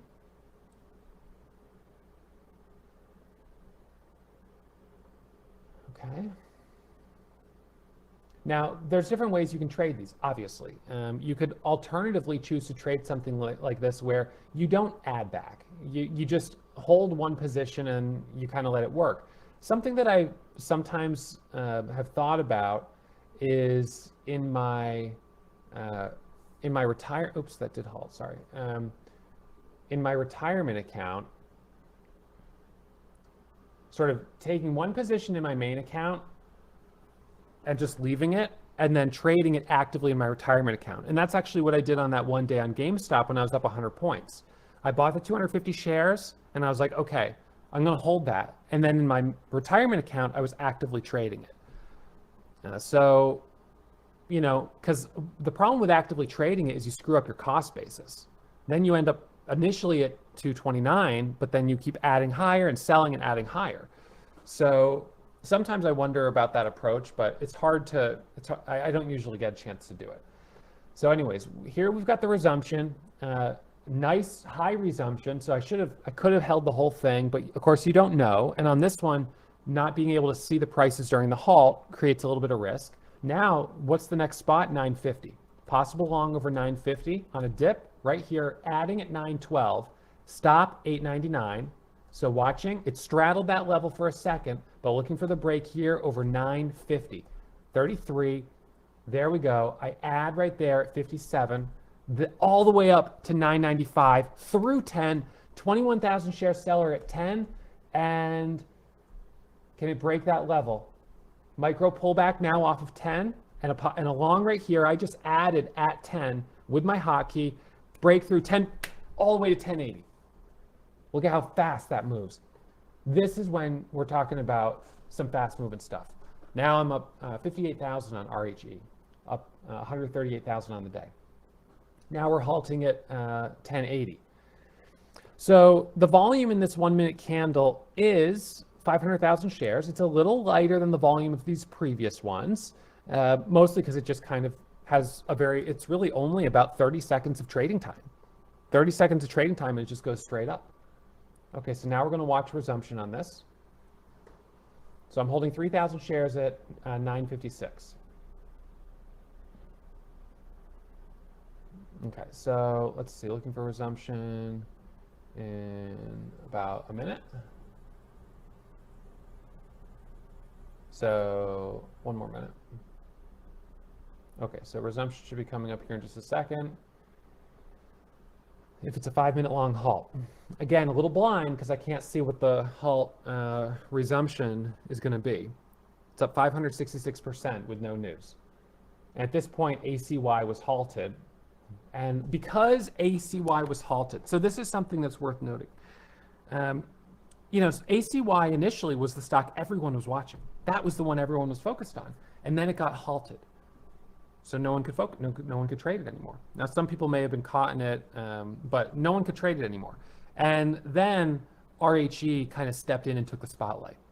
And so sometimes when I'm trading like the leading gap or pre-market, I'll be trading the leading gap and then it does a sharp pullback and I'm holding it. I'm like, oh gosh, all right, well, let me give it a second to consolidate and pop back up. And then during that time, another stock pops up, rips up, and now that stock has the spotlight and no one's even really watching the stock I'm still holding through this pullback for the first pullback because something else is more exciting.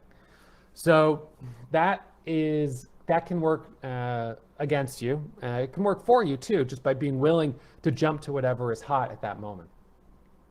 So we've got RHE here. This is the chart from $4 to $10. This is parabolic.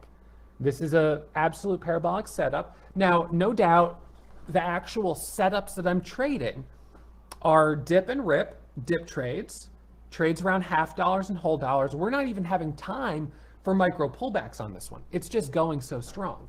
So that I'm not getting a lot of, but I'm doing the dip and the rip and $0.50 whole dollar entries. These are standard momentum setups, but when applied to this type of stock, with a low float, up 500% in a day, on a day when the market is crazy hot, the results can be pretty big. Okay, so I'm in at 956. We just halted at 1180 or 1080. We opened high. Now I'm always being mindful. We have one halt going up, two halts. That was the third halt in a row going up. We do have risk of after, the second or third halt, a reversal. So if I start to see that panic selling, I'm going to get nervous. I tried to add there at 44. I didn't get filled and I'm not chasing it yet. I do chase a little bit, 4,000 shares long at 12 and 12.22. And I take some off the table quickly. It's at the $0.50. I could add back at 12.48. And I do a dip right there at 12.16, 12.32, and 12.41. And right back, 11 on the bid. Now I'm in at 12 with 7,000 shares. But 1150 pops up. This is not a great position to be long at 12. I'm long on a dip that's now pulled back below my average, and 7,000 shares at $11 is a big enough position that I'm a little nervous right here, and then right back through the high. Now this is starting to take the form of 1 minute micro pullback. That might have been a moment where some short sellers would have gone short. It's not on short sale restriction, although it is hard to borrow for me. And now through 1250. Watch the $0.50 right here. So you don't know what's going to happen yet. And I don't really either because I don't really remember these, I have so many live examples. But my expectation and what I'd be wanting to do is add right here. Look at that. 57 by 75. Next target, 13. 80. Taking some off the table. Reducing some risk on the break through the $0.50. Dips back down to 11.96. 11.75. Possible dip trade up here? Maybe. Still not a proper 1 minute pullback.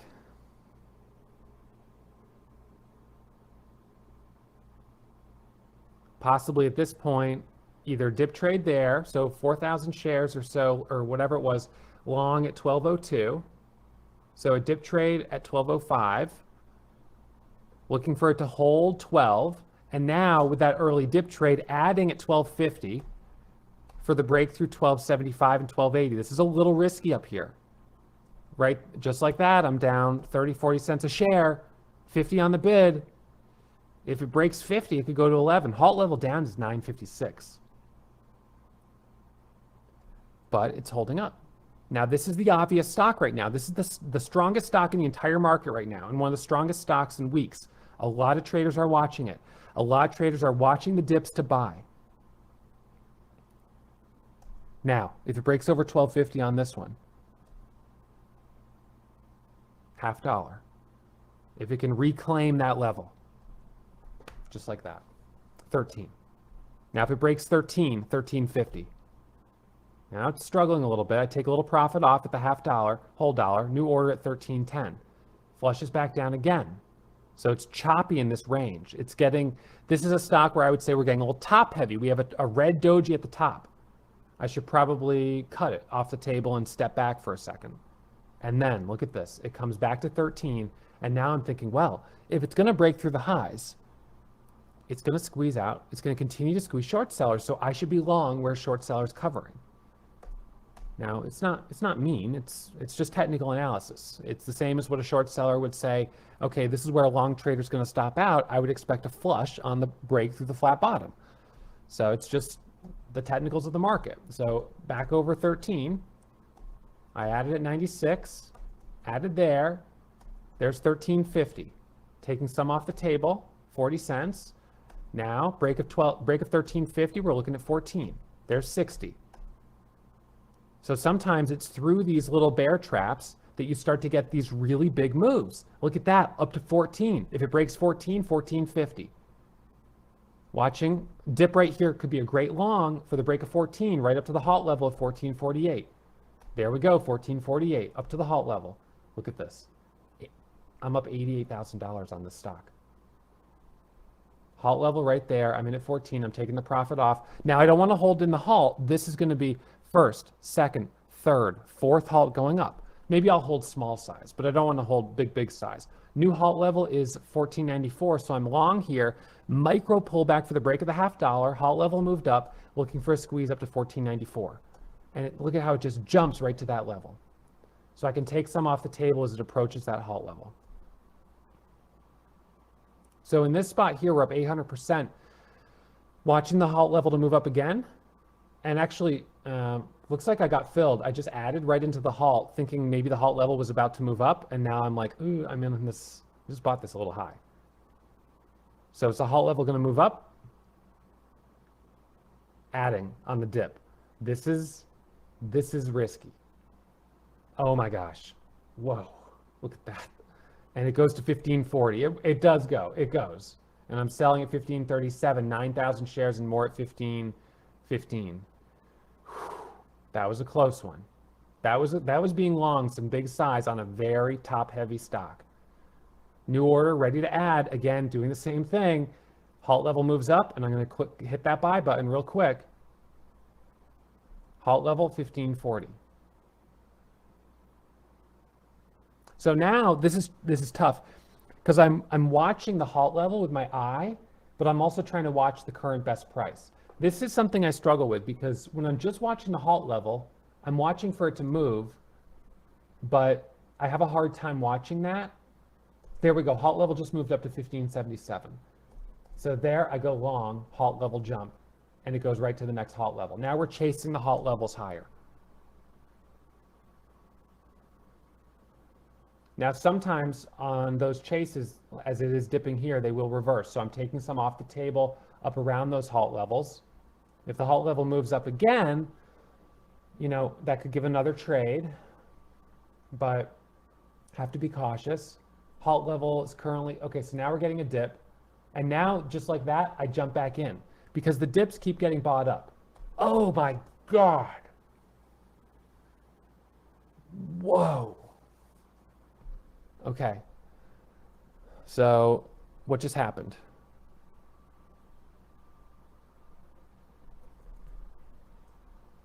We just got a little bit of a dip.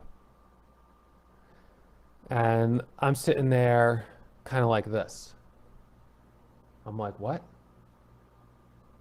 No. Please no. Did I really just buy 4,000 shares? I bought a dip and then it dropped $2 a share. Why did that happen there? It could, you know, it just, that was the spot it happened. I don't know. It didn't happen, hadn't happened yet, and could have kept going, but I don't know. So it's up at 1568. I take the profit out. Halt level is at 1051. So we're kind of chasing that halt level higher. And then it starts to dip, which not unusual. And hey, a big dip like that of $1 a share generally is a good opportunity to buy. So I do hit the buy button. I try to buy the dip. I'm in at 54, a little high. And then it breaks 14 and drops right to 12. $2 a share. Now that is what, you know, I don't know. I mean, I guess this is a stock where there just weren't a lot of buyers at that point willing to buy it anywhere between 14 and 12. And, you know, it drops back down. This sometimes feels like a moment where the market makers aren't really doing their job in a way when a stock is able to go up this fast and then come back down this fast. But, you know, who am I to complain? I make money and, you know, it's fine. But I am on this one not super happy with this trade. So down to 11, all of a sudden 1051, and that's just a panic flush. And I'm just like, you know, all right, well, I'm down 15,000 on this. Should I add here?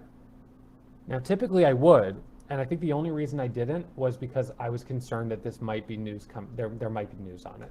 There might be news of a secondary offering. I tried to put the sell order out. You know, I could press the sell button here, and it's possible that some of these green orders going through would buy my shares. That's possible. I put an order at 11 in case it does a false halt, so I could do a dip trade. Hands on the buy button, and it's halted. And that turns into halted pending news, and then it resumes at like $8 a share. It ends up being a huge loss. So I don't know if I held or videoed all the way to resumption. So this was halted for a long time, and I think I showed you on the video. But so I'm in 4,000 shares at 14, and then it resumes. Let's see, where is this? Gotta go further back. So it resumes. It's halted from 11:47 until 2:47 in the afternoon. So it's halted for hours. It's halted, and we find out that it's halted pending news. And then ACY, which was also halted pending news, the news is released that that the shares were halted by the New York Stock Exchange and that there's no news to account for the move. Okay, so now I'm thinking that's probably going to be what's going to happen on this. That does happen. It opens at 562. I'm down almost 40 grand. I added. It pops up here to 694. It dips for a second, back down to the low. It pops back up, and I sold it for a loss. I probably $30,000 loss. It was a good size loss, but you know, it's okay. I still finished the day up well over $100,000. So that was, if I go back here, let's see, 2020, that was in December. What day was this? The 28th.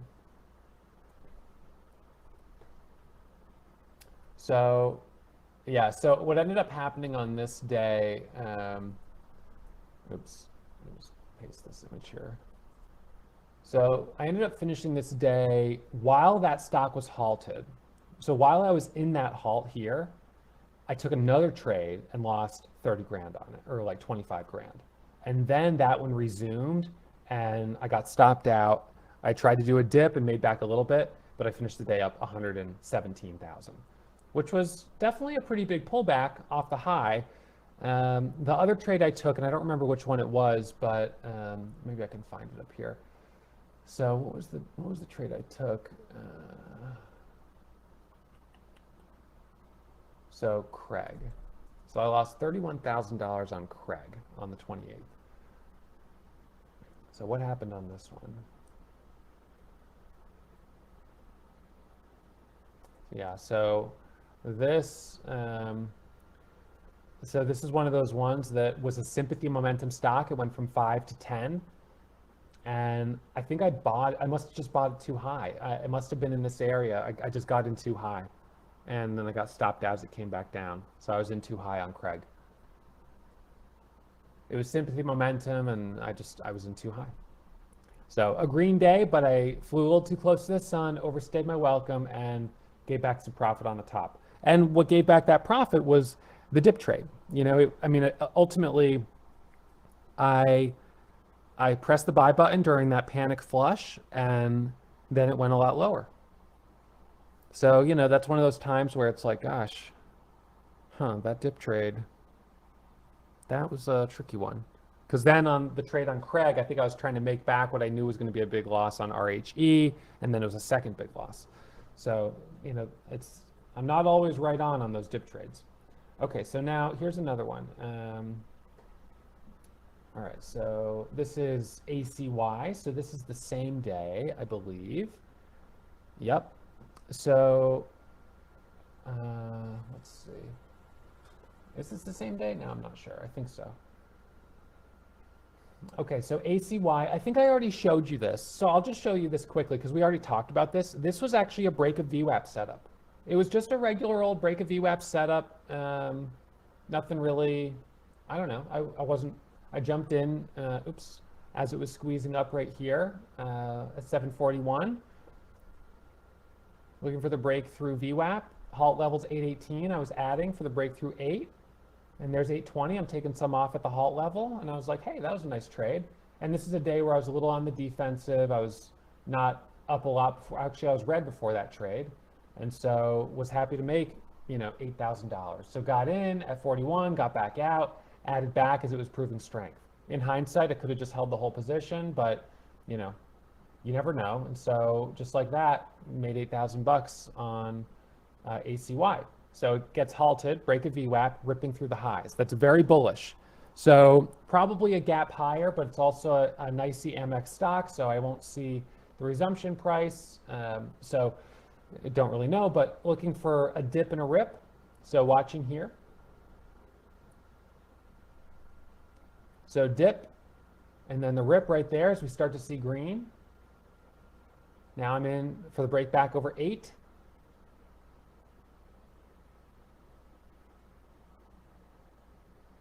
You can see right here it's churning a little bit. It's got a bit of resistance. It's kind of not, it's stalling out a little bit here. And I'm in at 84, which is a little high. So now it's kind of like, okay, I got in on a micro pullback. Now I'm sort of waiting for the first 1 minute candle to make a new high. You'll often hear me say that where I'm like, okay, I just bought the dip. And then I'll be like, I'm waiting for the first 1 minute candle to make a new high. And usually a perfect dip is going to go right away. But some of them, you know, they do pull back for a second before breaking. So here, watch over $8. Now I could add if I start to see more volume. Put my money where my mouth is. If I really believe in it, could add right here at 8. It looks like I might have 9,000 shares. If I take a little off the table for 20, try to, but don't get filled. Don't like this. It's, oh no, it broke. It hit 8, just broke over and then back under. We don't like that because that shows that it's not holding those levels. But give it another try, 810, unwinding the position a little bit. I'm feeling a little nervous on it. Can it get over 8? Orders at 810, right? That same level we talk about so often. Now I can add at 97 if it looks like there's a lot of green and it looks like right here, adding back at 97. Now, whoa, look at that, right through to 818. There's a seller there at high of day. Adding there, nope, actually I took profit. So definitely being a little more conservative on this one compared to how I traded later on RHE once I had that big cushion. So added there and took the profit off, which just said, hey, I'm taking it off. Goes to 49, 50, 60. Okay, I can always get back in. So now looking to get back in over 65. Possible dip trade if it holds 8. Added right there, 53 for the breakthrough 65.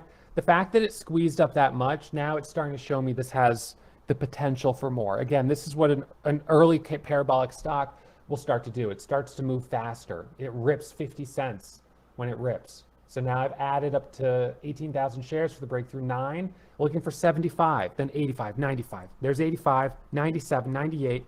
Breakthrough 9, then 925. I mean, we want to see 910, but let's see. So added right there, 90. There we go. Look at that. Right through 9 to 927. My sell order's not executing really well. I'm hitting the bid. My sell orders on the ask are not filling at 13. Hit the bid at 99. Sometimes, you know, again, that may need to adjust my hotkeys, but sometimes some stocks are just a little harder to get filled on for whatever reason. So it pulls back again here, but we know our high was in the 930s. So I buy the dip, looking for the pop back up over 9. There's 904. In this case, taking kind of 20 cents, buying the dip, taking the profit, buy the dip, take the profit.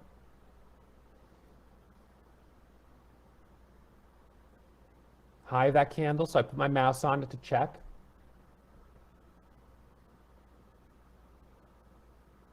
I'll probably move my order here up to the high of day.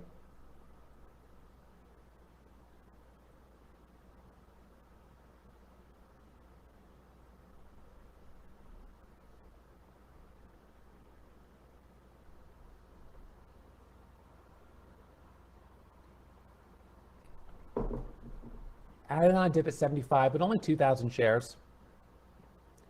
Maybe starting to look at this $0.50 as support, but not really. I get back out at 86 for 10 cents. First 1 minute candle to make a new high, but you know, we already had it here, and then this kind of went higher. So I'm not sure if it's going to really break out as well as it did on some of the other ones. It does pull back a little bit more. It dips down, and then, you know, it's going to end up just kind of ripping back up. So first 1 minute candle to make a new high right in here. We get the break back through 9. So I've added back for the break back through 9 and looking for the squeeze through the high. Orders at 959. Looking for 950 to break, and then 975 and right to 10. On a stock like this, I want to see it go to 10 pretty darn quick. So I'm holding now on a dip, back off of $9 support.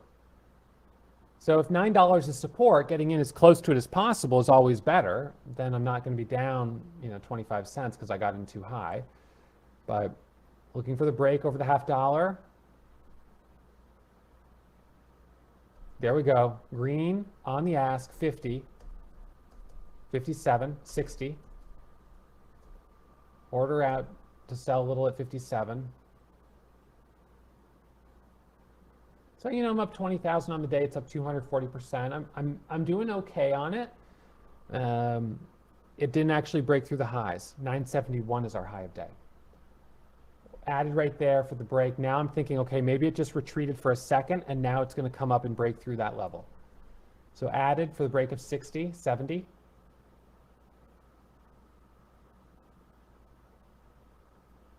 But now I'm in at 54. There's 60. Can it break that level? Come on. 24 million shares of volume.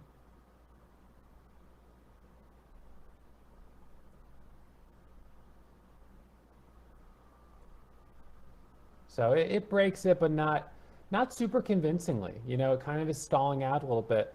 This is not really going parabolic and straight up the way like GLSI or RHE was. But over 10, if it breaks 10, how high, you know, 1025, 1050? Be nice to see a squeeze to 1050. There we go, 1025. I tried to get filled there, no fill. Okay, so can we hold over 10? And there's a 40,000 share bid at 10. That can give me some confidence to buy the dip right here. Now looking for the squeeze up to 1050. Once we start to see that pulling away and that acceleration, volume increasing over 1050, adding, now here we go. So now we're starting to move faster. So we had this period where we were sort of coiling a little bit before the next breakout. Now we get the quick squeeze up to 11, first pullback, then the break over 11, momentum comes back in. Okay, so watch this, over 11. I take an order to take a little off the table, 1114, 1129 is the halt level. Another 40,000 share bid at 11. I don't know if I noticed it then, but I see it. So it halts there at 1113. Okay, so we'll back this up. So we get a resumption. It actually opens just a tad. Looks like it's going to open just a tad low. High was 1164. Order, I'm going to probably have ready at 12, but it's not ready yet. I'm not sure why. Maybe I'm just going to use hotkeys.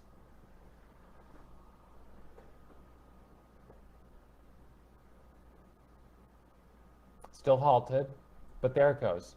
Okay, so 1083. So we did open a little low. You can see here how we sort of flashed down, dip, back right there, back over 11. There you go. There's 1115, 1125, 1144. Possible add now over the $0.50 of 1150 for the break high a day. There we go. Green. There's 1155. It would have preferred to see it go right to 1175 or 12. It stalled out a little bit. There's 1175, 1184. It's getting a little top heavy here again. We need to see that break through 12. There's 12. Ah, boy, you know, it kind of taps that level and then pulls back. 1210, can we break 1210? So here I'm up 36,000 on the day, holding a 21,000 share position down $4,000. You know, I'm not really up enough to be holding this and not doing anything, but look at that, right through the $0.50. That's a $10,000 trade right there. Now dip. Okay, so I tried to hit the bid and I got some slippage on the exit, 1191. So that trade, I didn't even really make money on it. I had 21,000 shares. I took some off the table at 47. I'm into 1194. Then I try to sell at 32. I don't get filled. And then I hit the bid at 1203, which is only up like 6 cents a share. I get a partial fill. I'm up 38,000. Then it drops down here. I put an order to sell 10,000 shares at 87 for a loss, and I actually get filled at 82. So this ends up not being even a winning trade, not because I didn't have the right idea, but in fact because I had too much size and I wasn't really able to get a good exit. So it pulls back again, kind of looks like it might be done, but of course if it breaks through the high, if it breaks through that flat top, 1250, 1238, 1250, then next target 13. So moving the order up to 1250. 1,500 shares, smaller size, sitting at 38,000. Looks like I maybe had a dip trade in there. But this is a breakout trade. I have no position yet. I'm just watching it. It's extended, you know, with several big green candles on the 5-minute chart.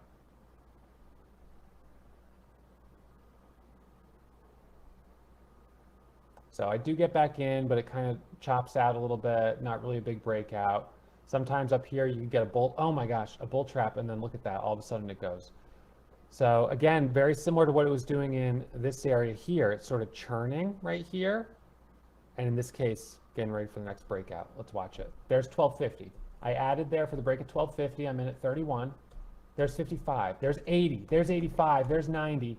Now I put an order to sell half, but I could also be aggressive if I wanted to and add for the break of 13 and then move my stop up to like 12, 50. So holding 8,000 shares,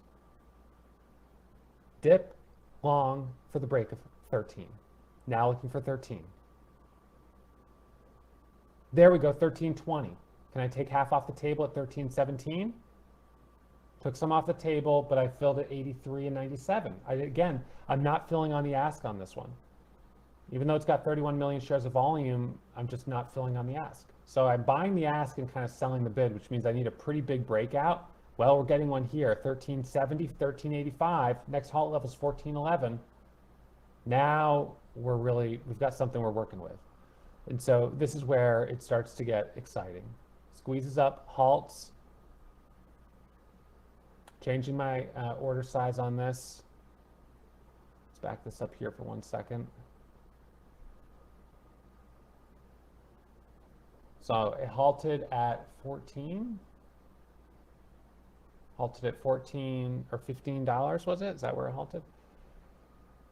So watching resumption here, okay, should be right now, 47, 42, so 5 minutes. Should be right here, but sometimes it's a couple seconds sooner or later, so I'm ready to go.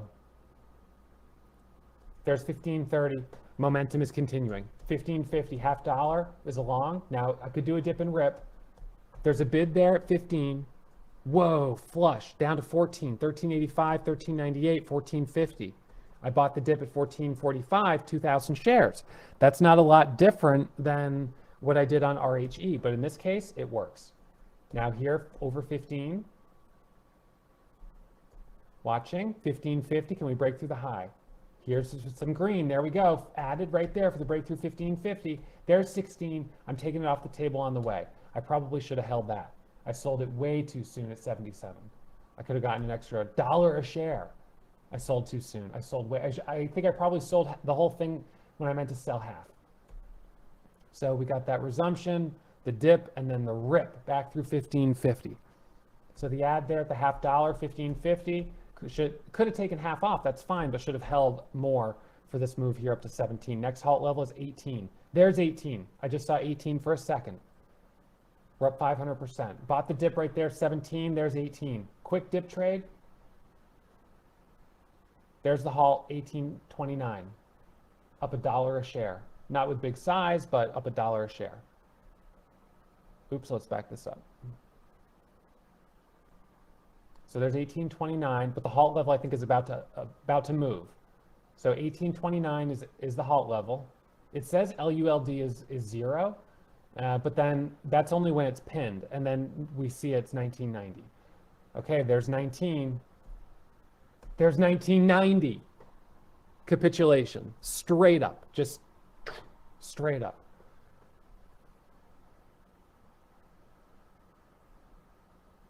Okay, it dips, and now this is a bit of a scary moment. You know, this is a dip for sure. I'm taking a little off the table there at 1984. I did a dip trade at 1891, 19, and then taking the profit off. Halt level moves up, and it jumps right away through 19 up to 21. This is parabolic. 2138 is the halt level.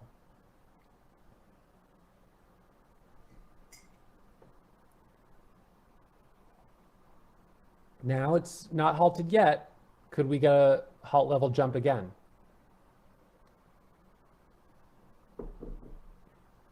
Halted. I'm not in it right now. Not in it. No trade. It's up 70,000 on the day, from down 4,000 to up 70,000. RHE, started trading that over there. Took my first trade on it, lost money.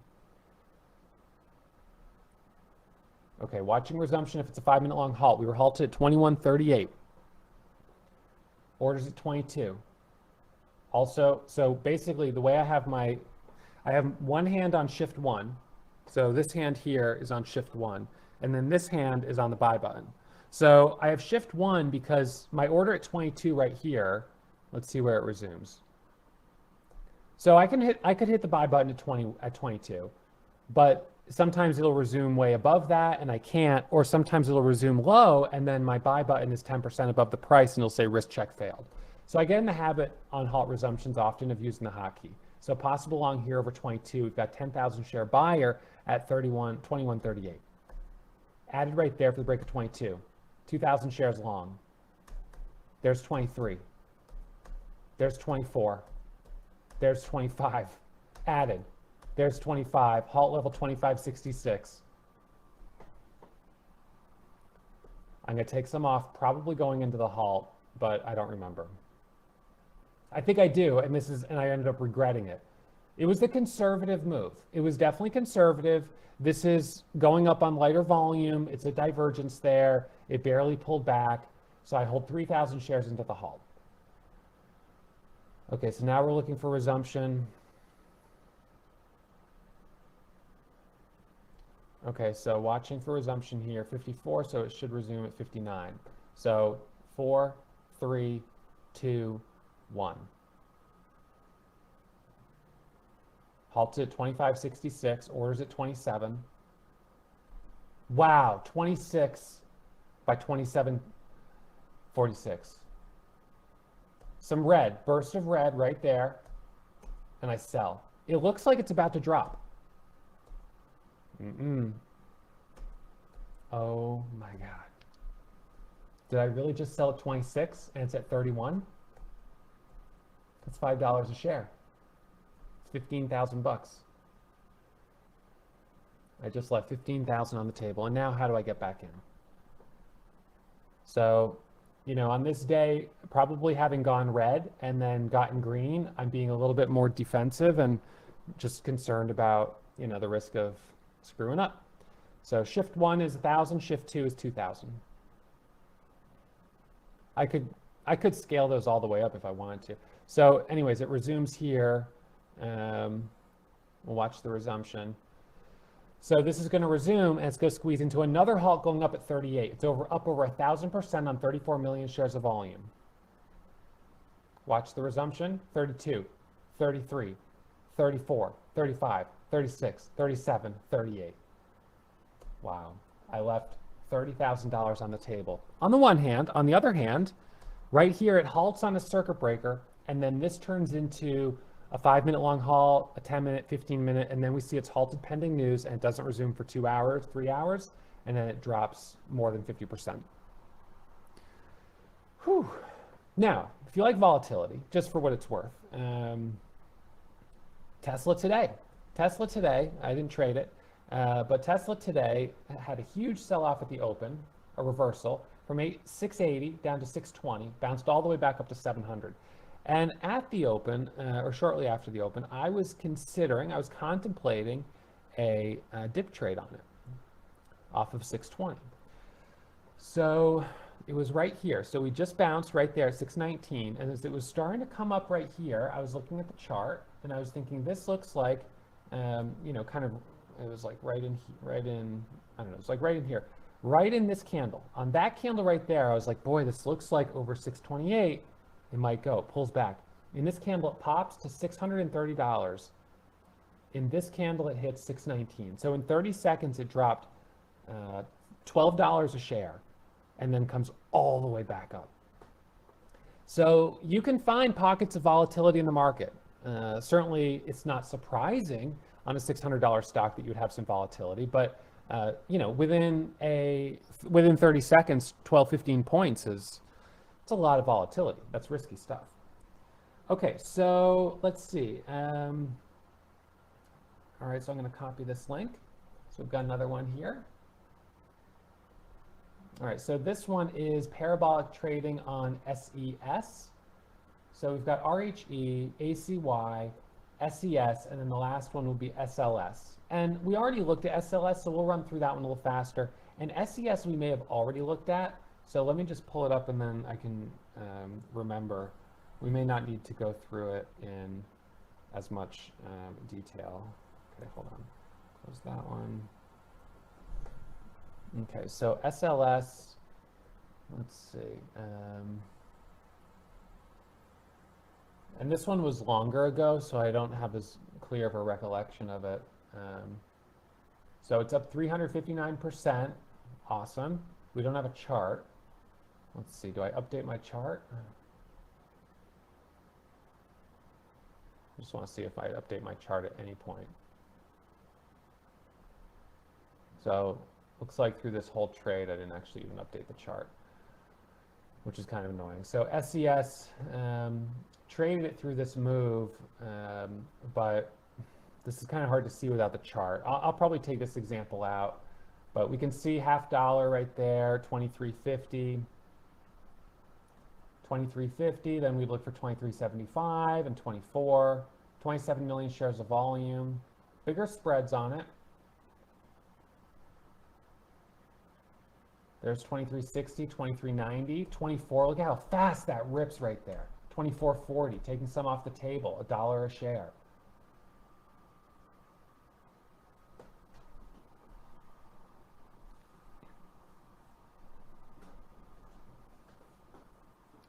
$24.50, so possible trade over the half dollar, $24.50, but big spreads on this one. So that increases the risk of buying at the breakout. Makes it a little safer to buy dips. There's some green right there, and you saw it broke right through 24.50 to 24.83.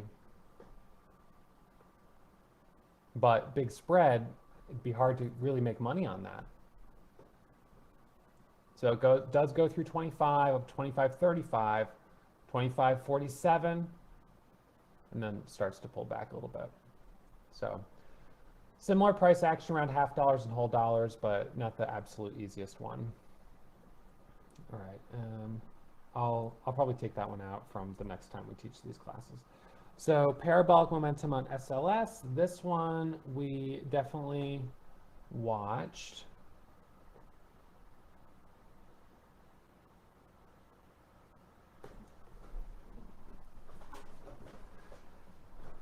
Now remind me, did we watch, how much of the GameStop stuff did we watch? I'm trying to remember.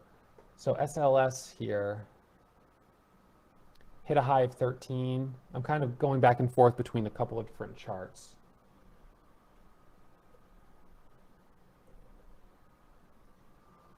I think we watched the dip trade reversal on that one. Okay, so this is 12.50.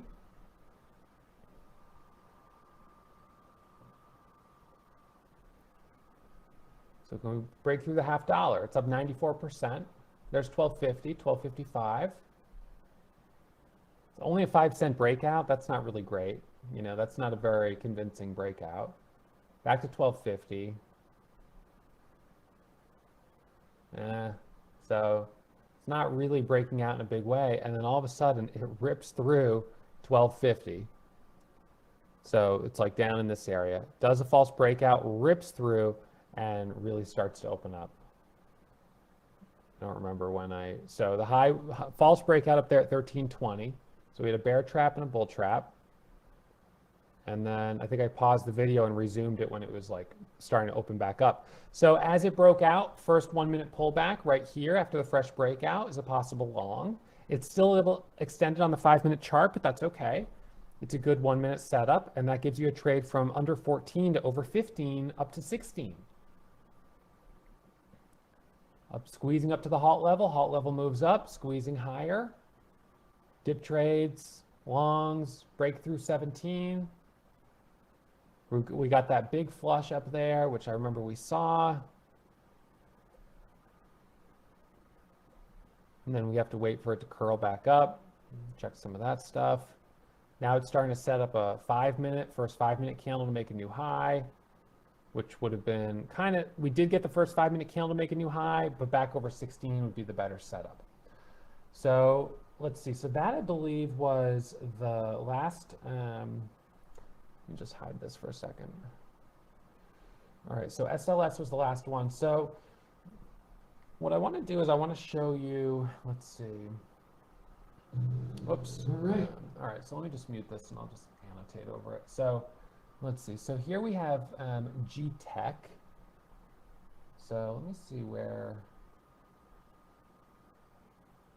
Let's see, this is tricky. Okay, so GTech, we had this strong move pre-market from 10 to 26. It pulls back, it pops up, it pulls back, and then $24 right here was the level that I was pretty dialed in on, the break of 24. So at the open, I jump in at 22. I take some profit at 23, and then watch this, 23.87. There's 24. I believe I'm looking for a dip, but it's the first minute, so things can get a little crazy the first minute. There's 24.50. I'm long. I chased it a little bit. Now looking for 25. Because I chased it, I sold early. Then I get back in a little high. I'm not dialed in on it yet. Not yet.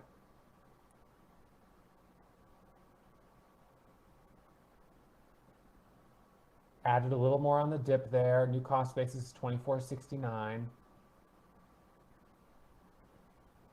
Now down, stopped out for 2,000 bucks, down $1 a share. So choppy initially.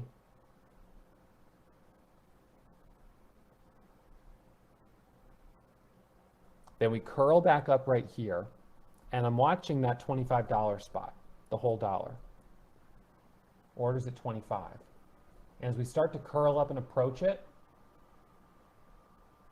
I'm looking for the break at 25.50 and then up to 27.31. Here we go. So I'm approaching, I'm jumping in here for the breakthrough 24.50. Next stop 24.75, then 25. I'm getting in early with 3,000 shares. Confirmation, half dollar needs to break. There's 80. Now looking for the breakthrough 25, the breakthrough the high of day. 70, 80, adding. Looking for the breakthrough 25. Dips back down to 61. Let it come back up, second approach, adding again for the breakthrough 25. 25.67. Look at that breakthrough, the half dollar, whole dollar. Wow. I take half off the table. That's the right move. When you get $1 a share like that, that's definitely the right move. High was 25.50. Now there's 25.60. Halt level is 25.92. Now I'm trying to figure out, okay, where do I get back in? When you have a candle that hits that much of a high, and then in this case pulled back almost 70 cents a share, it does start to feel like, where do I add back? So now, look, that's a $2 pullback almost. I mean, it's a big pullback. Could I do a dip trade? Well, yeah, but is it going to hold over that 25.50 level? That's that level, that line in the sand that needs to hold.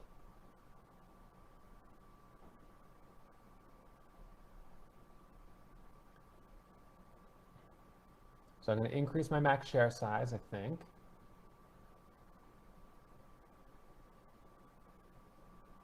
Letting it dip down for a minute.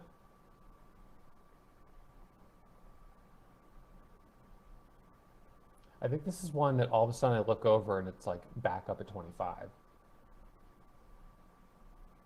there's 24. And yeah, so look at this. All of a sudden I look over and it's like all the way back up to 25.78.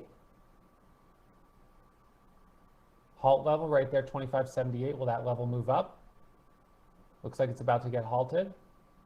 Halt level moves up. No, sorry, price dips a little bit. So I did dip there. And then halt level moves up, 26.42. That's a little sloppy. All right, well, taking it off the table from 52 to 42, that's 90 cents. High of day is 27.31. There's 26.42. Now waiting for the halt level to move up again. So this is the spot where I'm looking at 26.42, but I'm also trying to look at the bid. I'm trying to look at these two numbers at the same time.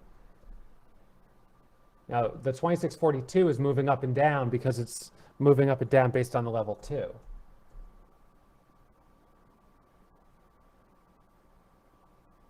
So there, 26.98, it just moved up.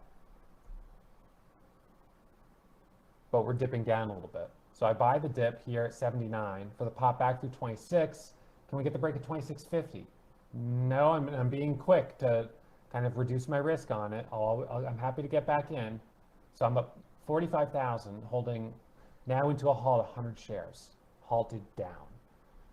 So that's not what you like to see. Look at that. It's doesn't really make sense, but all of a sudden it's halted down. So I don't remember if that ends up being, I think that was the end on GTech. That ended up popping up and going lower. I had a couple more trades, but yeah, it was kind of choppy. So, but again, a little bit of parabolic action there. It didn't hold up as well as some of the others, but that's okay. We got something.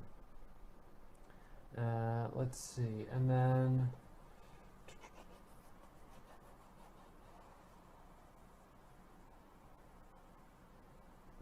I think this one. So this was GameStop after hours. So now we're getting into some crazy price action. I got long, actually during class, I bought 1,000 shares. During class, shift one, bought 1,000 shares at 150 and then held that for a little bit. We finished class and then I kept trading this as it squeezed higher. So now we've just hit 190 and we're doing a micro pullback under 190. There's 192, 192, 193. My new order's at 200 bucks.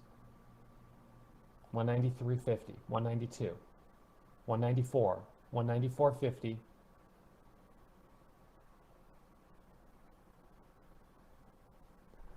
So, this ends up just being obviously a super crazy one, but and it's hard to see because I didn't have the chart aligned, but watching this little dip under 195. So there's the chart right there. That's our 1-minute chart.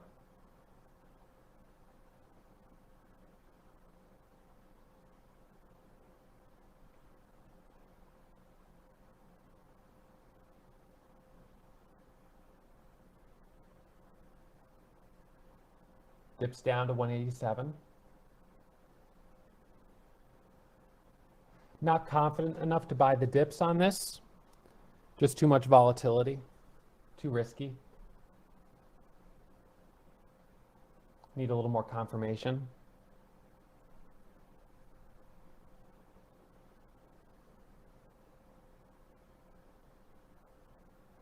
So now a little bit of green back coming up there, 187, 188. That's good.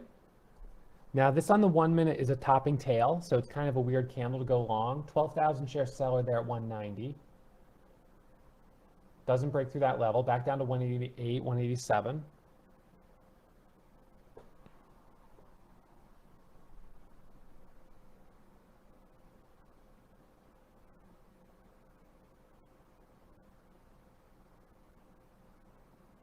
Watching.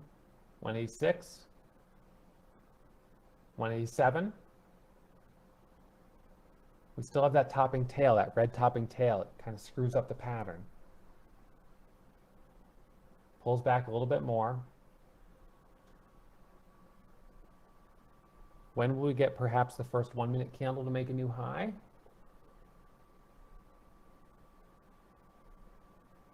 So it's starting to curl back up. In this case, I don't take that first 1-minute candle to make a new high. It would screw up my cost basis.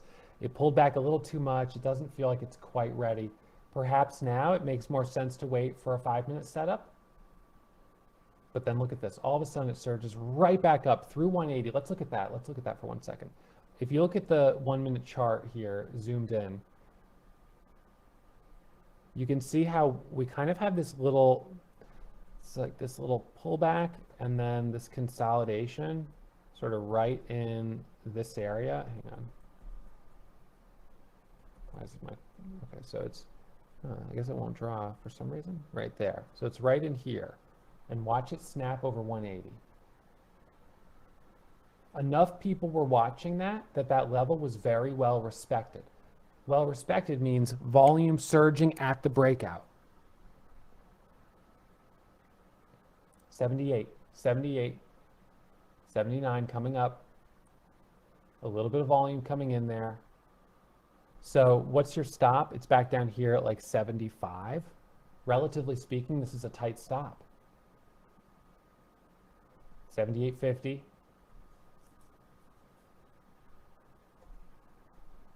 79. Putting the order at 80. Looking to add. 79.10. Hands on the buy button. 79.89. Press that buy button. 29,000 on the ask. 26, 25, 20. Oh, just missed it. 83, 56, 84, 85. Look at that. To 84, 85. Okay, so it's holding 180. First dip, long possibly here, aggressive, but could have done it. I think in this case, I'm going to wait for that 5-minute confirmation. First 5-minute candle to make a new high is only 1 minute away, closing at 4:30. This is after hours. So that ad right there is chasing a little bit. That's not a really dialed in entry. I just sort of, I missed it and then I gave in and chased it there. Not the best entry I've ever taken. All right, so first candle to make a new high in the 5 minute looks like it's going to be right around 190. So my cost basis has jumped up to 179. I got filled at 185.42, but there's 183 on the bid, so.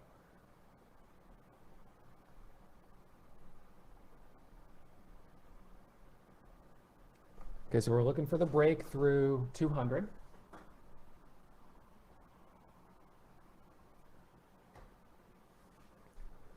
We may not get a proper 1 minute pullback.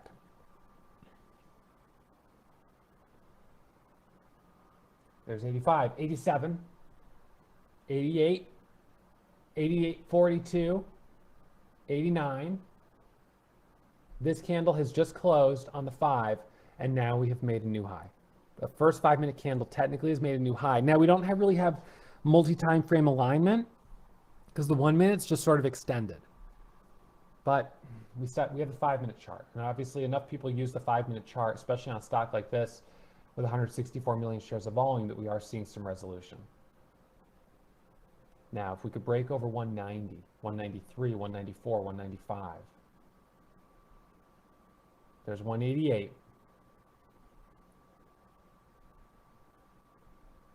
Dips down, and I stop out at 185 to protect the gains. It doesn't actually go all the way down to 179, which was my entry, but we start to form a 1 minute pullback. Actually, it does tap 180, so basically it came back to break even. And then look at this. Right here, the long is for the break over 190. Green, early entry could be right here at 89. I add there 150. Adding, looking for the break of 190. There's 190.99, 91.50, 91.78, 91.96. Or is it 195?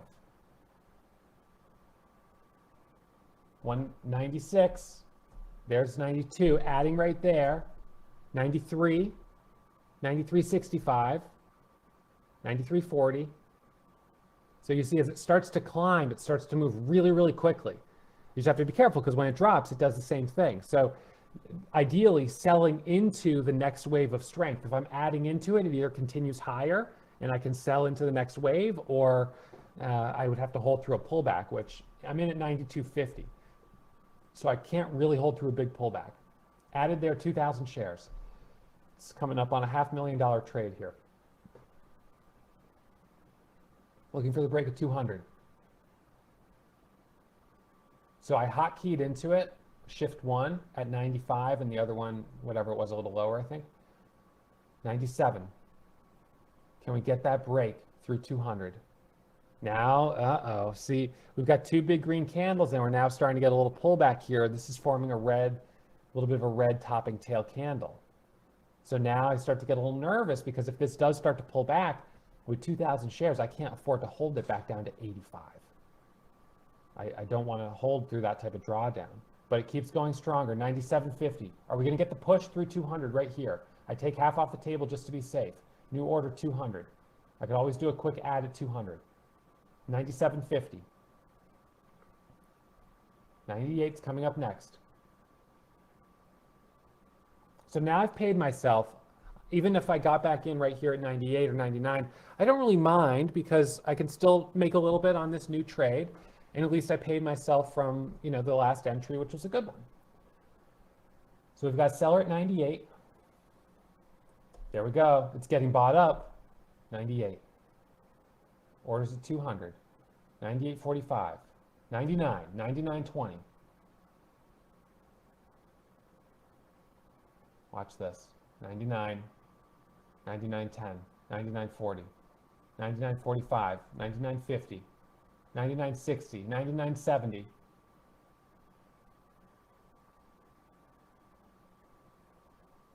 $99.90. It wouldn't be surprising to have some people selling up in these areas. But of course, after hours, you're not going to be hitting limit orders that people place during the day. Adding right there for the breakthrough 200. Look at the volume coming in, 48. Someone dips down at 99.90. 34,000, and then it just rips through that level. And look at that, it goes to 204. Look at that, 204. Now, does it dip and then we get the rip long over 204? Watch 204. Holding. Watch the break at 204. It dips for a second, then pops right back up, 204. Then 205. Then 206. 207. 208.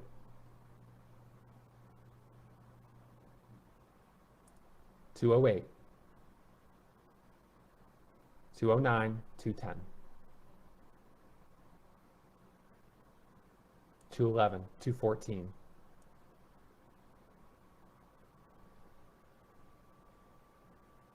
So we got a really clean, clear break, 215 by 217. A clean, clear break through the half dollar, whole dollar, 200. That's psychological level.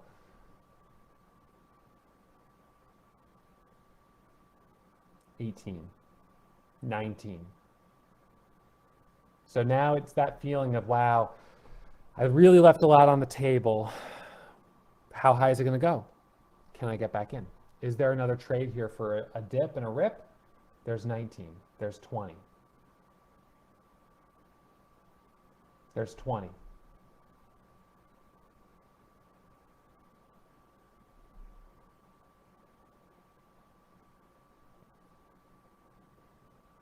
$18. Putting an order at 20 for a quick long here. This is forming a 10-second dip on the chart right there. There could be a dip right there, and it surges right through to 22, 23, 24. It barely pulls back, and then it goes. New order at 25. There's $23.99. Flush back down here. 20, 23, 24. Adding there 24, 24.50, 25. Uh-oh. Oh no, I'm in a little high now. My average is 9. Look at that. Okay, 25, 26. Can we get the squeeze up to 27? And it flashes back down. I sell in an instant, half at 19. A second later, the other half at 25. $5,000 gone. 29, 30, 33. Now we know that this was squeezing out short sellers big time right here on this day. So, you know, we got a really huge move. We got some really great price action. This was a unique stock. It's not every day I'm trading stocks of this price range, but boy, this thing was incredible, and it just kept going. And then we did get finally that big dip. So that big pullback right here, all of a sudden it drops. And it's good to see these because this is a reminder of the risk. So let's just back this up. So we're at 44. I've got 2,000 shares at 235. And I cut it, sell it. All of a sudden it goes down to 230, 232, 227, 225. The rug is being pulled. 215. 10-point drop, 212. That's intense. That just dropped from 245 to 216. That's a big drop. It comes a little lower down to 206, 208 before bouncing back up a little bit. So yeah, this was a wild one for sure. There were times where it was easier than others. Look at this, coming back up to 245. If we can get that break through the half dollar, 250. This was the perfect time for it. There's 48. Come on, is it gonna break? 48, let's go, 48, then 49, 50. And it couldn't do it. It was so sad. That was like the perfect 5-minute setup. It was so clean, but it just couldn't do it. So it ends up coming back down. I think I stopped out break even on it. So parabolic momentum. It's, again, it's the same momentum strategy. It's just, it's the most extreme. It's momentum at its most extreme. So peak volatility, and peak volatility can equal peak opportunity. All right, so with that, we are at the end of chapter 8, part 8, and we're going to continue on to chapter 9.